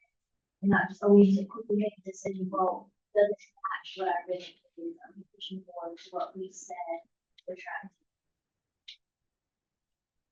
to do? Champion district and cultivate to any of core values without shaping that framework from the board and making sure that it's going back the champions on it. I'm cheap, I'm looking at the wall over there in the sea. I can picture it on the website, I can see it on that brochure. And I think that's critical, it really kind of stands out in my mind. So big takeaways from this evening and our next steps. So I'm gonna type some notes and we'll see this up. What are some takeaways? Just some big ideas. We've been through a lot of topics tonight, all aimed at being a better board of directors. Big ideas that you like. I would say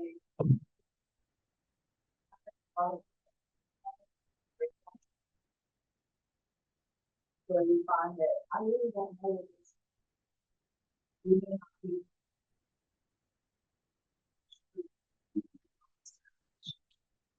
It doesn't. They don't know. Be a little bit more.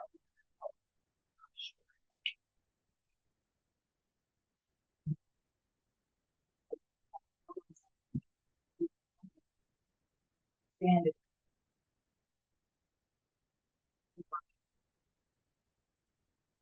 It's called team building, and I find it surprising, regular ISDs have to have a team building session of 3 hours every year. Charter schools are not held to that.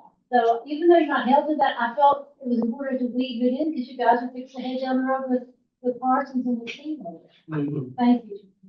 And I think I got your name right. Okay. Who's next? We're gonna do the next step, so don't anybody say, I'm not gonna talk over you yet. Document. That was, my takeaway. You're absolutely right. I think passion, can certainly fuel a lot of work that happens, and then people change and maybe they have different passions and not the same energy. But if we are working on a plan or working on a project, being able to understand how we communicate to each other, how we email each other, how we track what's happening, and just maybe some of the contacts that we've worked with, so that the next committee person or the next board member can come in and take up that work. So I felt like the board operating procedures that we received was maybe a little bit more than what we would want to see, but it gave light to maybe, if I'm new in the room, I wouldn't know any of this or the history of some of those things. So being able to have a document that can be flexible and make those changes as people move. Thank you. Yes, ma'am. What else? I'm not gonna make all of you give a big idea. What are your other thoughts? Let's get a couple more.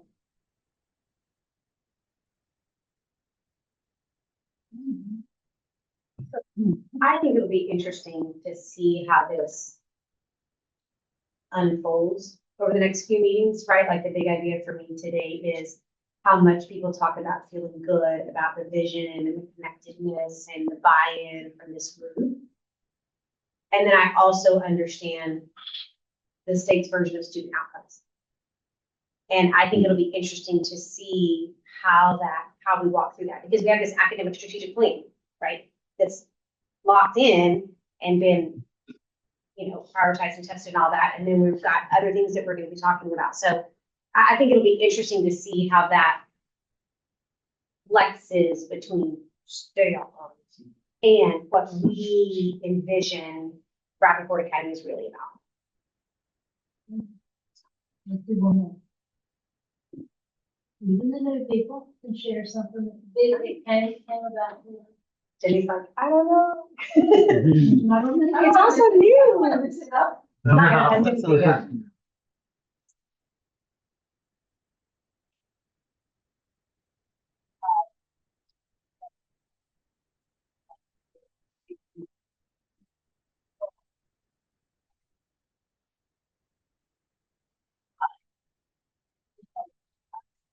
I'm always doing, in some parents, so I'm always involved. But I think he here. Understanding, maybe share Mhm. what we see. And Mhm. I really want to share what everybody is going through. Mhm.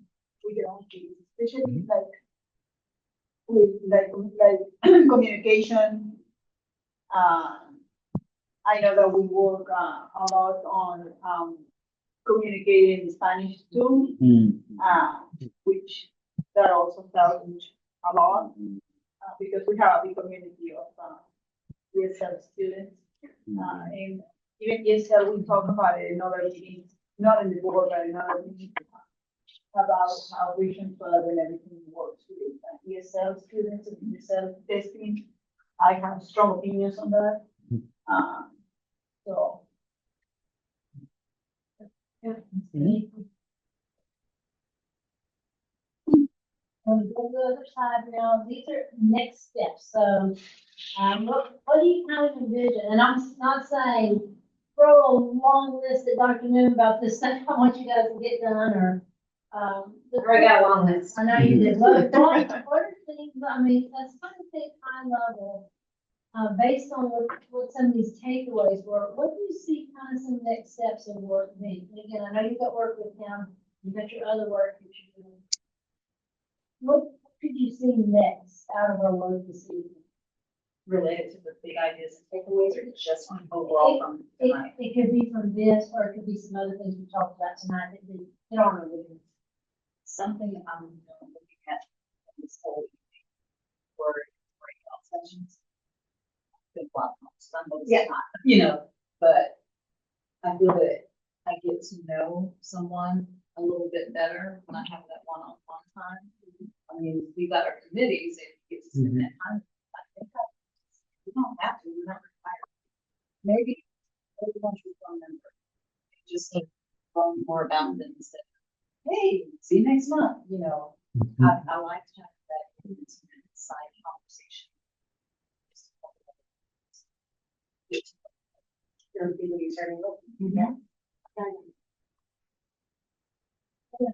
I think something simple is to put a vision and goal, the vision probably and goals on the back of our name tag. So that we. Maybe place on the back, mission, vision, core values. Okay. There you go. So that we can stay focused and it will remind us when we're at our meetings, purpose. Sarah Jane can get right on that. Already texted that.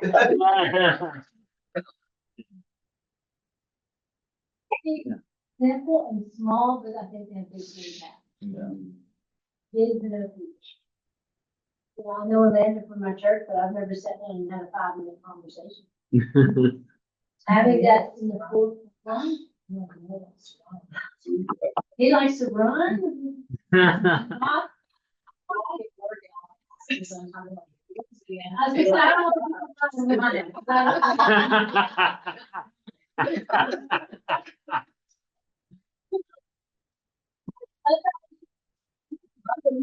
clockwise, right? Maybe we don't. Okay. There we go. All right. Yeah. District improvement. Yeah.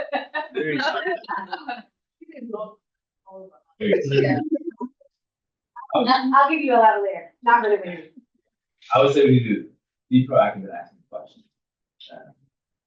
Whether it's things we don't know about, or things we're curious about, or just things that we want to bring. I think the proactivity and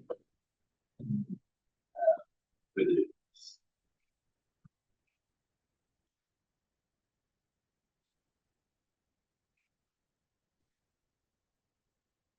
Learning.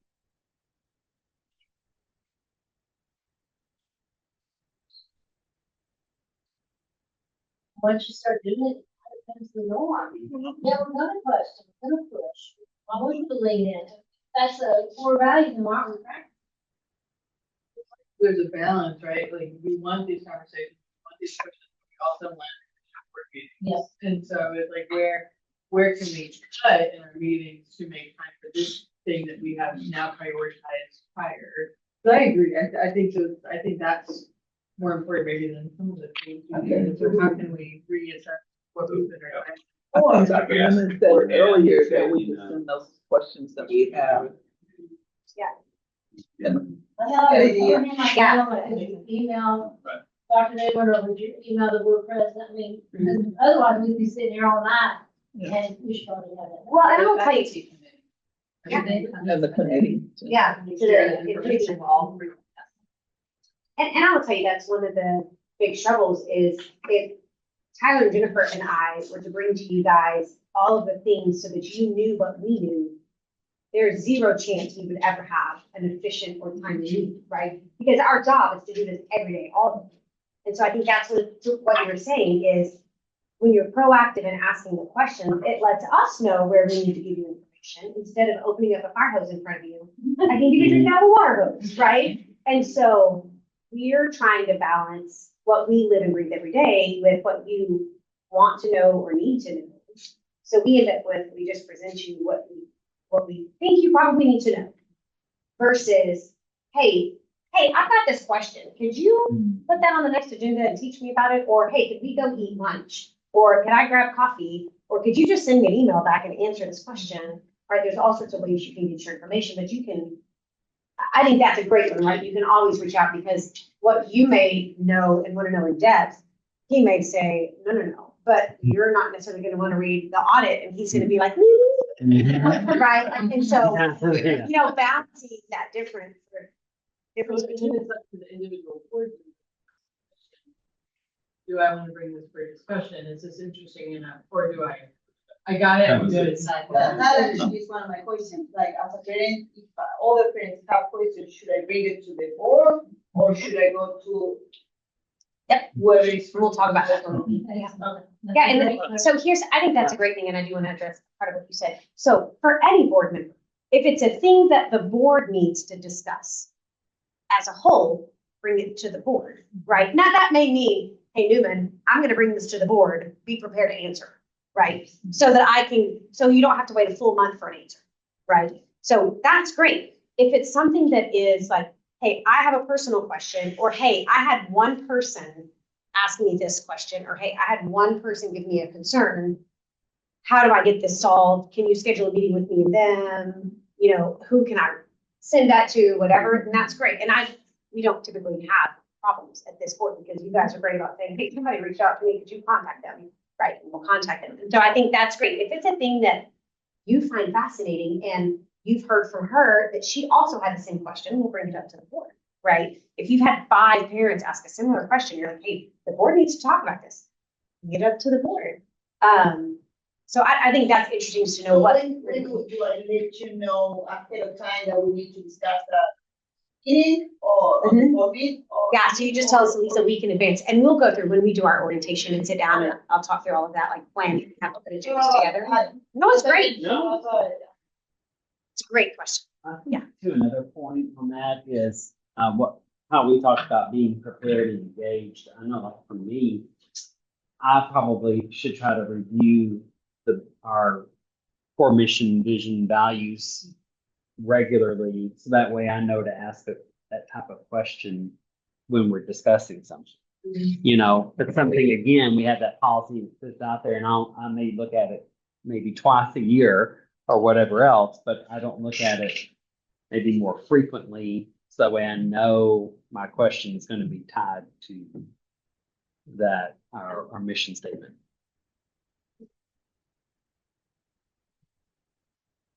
Last thought.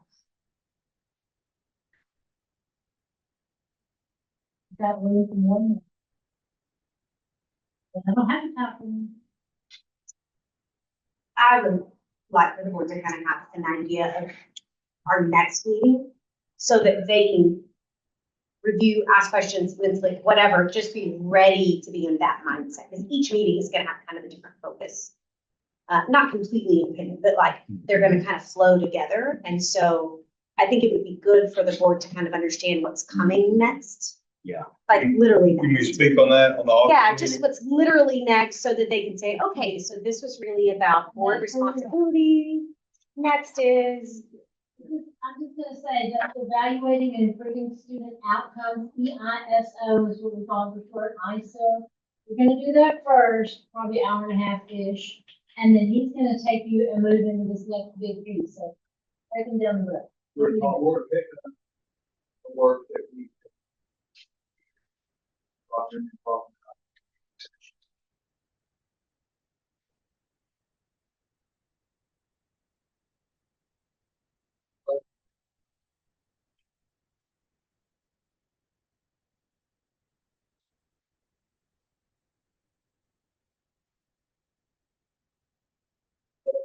We did not address. Talk about foundation. Talk about framework. There's a framework within this work. ESL and that academic strategic leadership, being strategic, creating academic. There are a few levers that kind of weren't addressed or brought into priorities during that work. So we want to expand that to really embrace all of the framework, how we build that to the remainder of the, I guess you would call that the broad strategic plan. We'll be framework in that process, also probably about the landscape analysis, which kind of kicks off that night, where we do a comprehensive needs analysis of some of the systems in the district and then tie that data back to the plan. And then potentially members of this on board meeting will be participatory in that steering committee as we make those decisions moving into the fall. so I think, you know, one of the things I talked to you guys about the strategic leadership work that we did that came with that academic strategic plan, right? Those 6 big initiatives for the academic improvement. It wasn't just, I think I feel priorities. It was, I think I feel the data set priorities. And so what they're helping us do is move through this strategic planning to flesh out and update the other areas of the strategic plan. We have academics to flesh out all of that by now looking at, I think I feel, and this data says, so that when we make those decisions, we can prioritize, we can leave stuff off the table. We can say, this is really where we're focused in. And so we're kind of walking in from that. But EISO is one type of framework and conversation. The effective district framework is a newer thing from the Texas Education Agency. But they'll walk us through that on the next one. Is there going to be a little bit of pre-reading, understanding that they need to do before that next one? It's 5 pages. Yeah. School district, and I just want you to read it. It shows one school board that's doing this and one that is, or one district that is doing this and one district that is not, and it is ISD, it's a made-up school district. Just to see what practices they have in place compared to this other district and why aren't they both performing the same as the district? So 5 pages, you know, read it in detail, just skim it. I promise to spend about an hour and a half and then we'll turn the rest of the evening over. And we'll get that to you about, and more than a week ahead of time, but hopefully 2 weeks ahead of time is kind of what we talked about that. So you have plenty of time to do your homework before, so you can come to the board meeting ready to go. Yeah, it shows the scenario and I'll mark my calendar and I'll send Ray with you, if that's okay. Yep. And y'all just know, don't reply to all of them, we're all good. Never, Alright. never reply at all. Yeah. So this is where we begin the evening. We hope that you found this not beneficial. Because everything that you do when you're sitting in this chair, when you walk out that door as a member of the board of directors, it does impact student outcomes, and we want to make sure that's the main thing. That's why we are here. Anything else? He said this is what. And yes, and this is where we're. That's where we What begin. would the name? Oh. You know we were gonna meet again.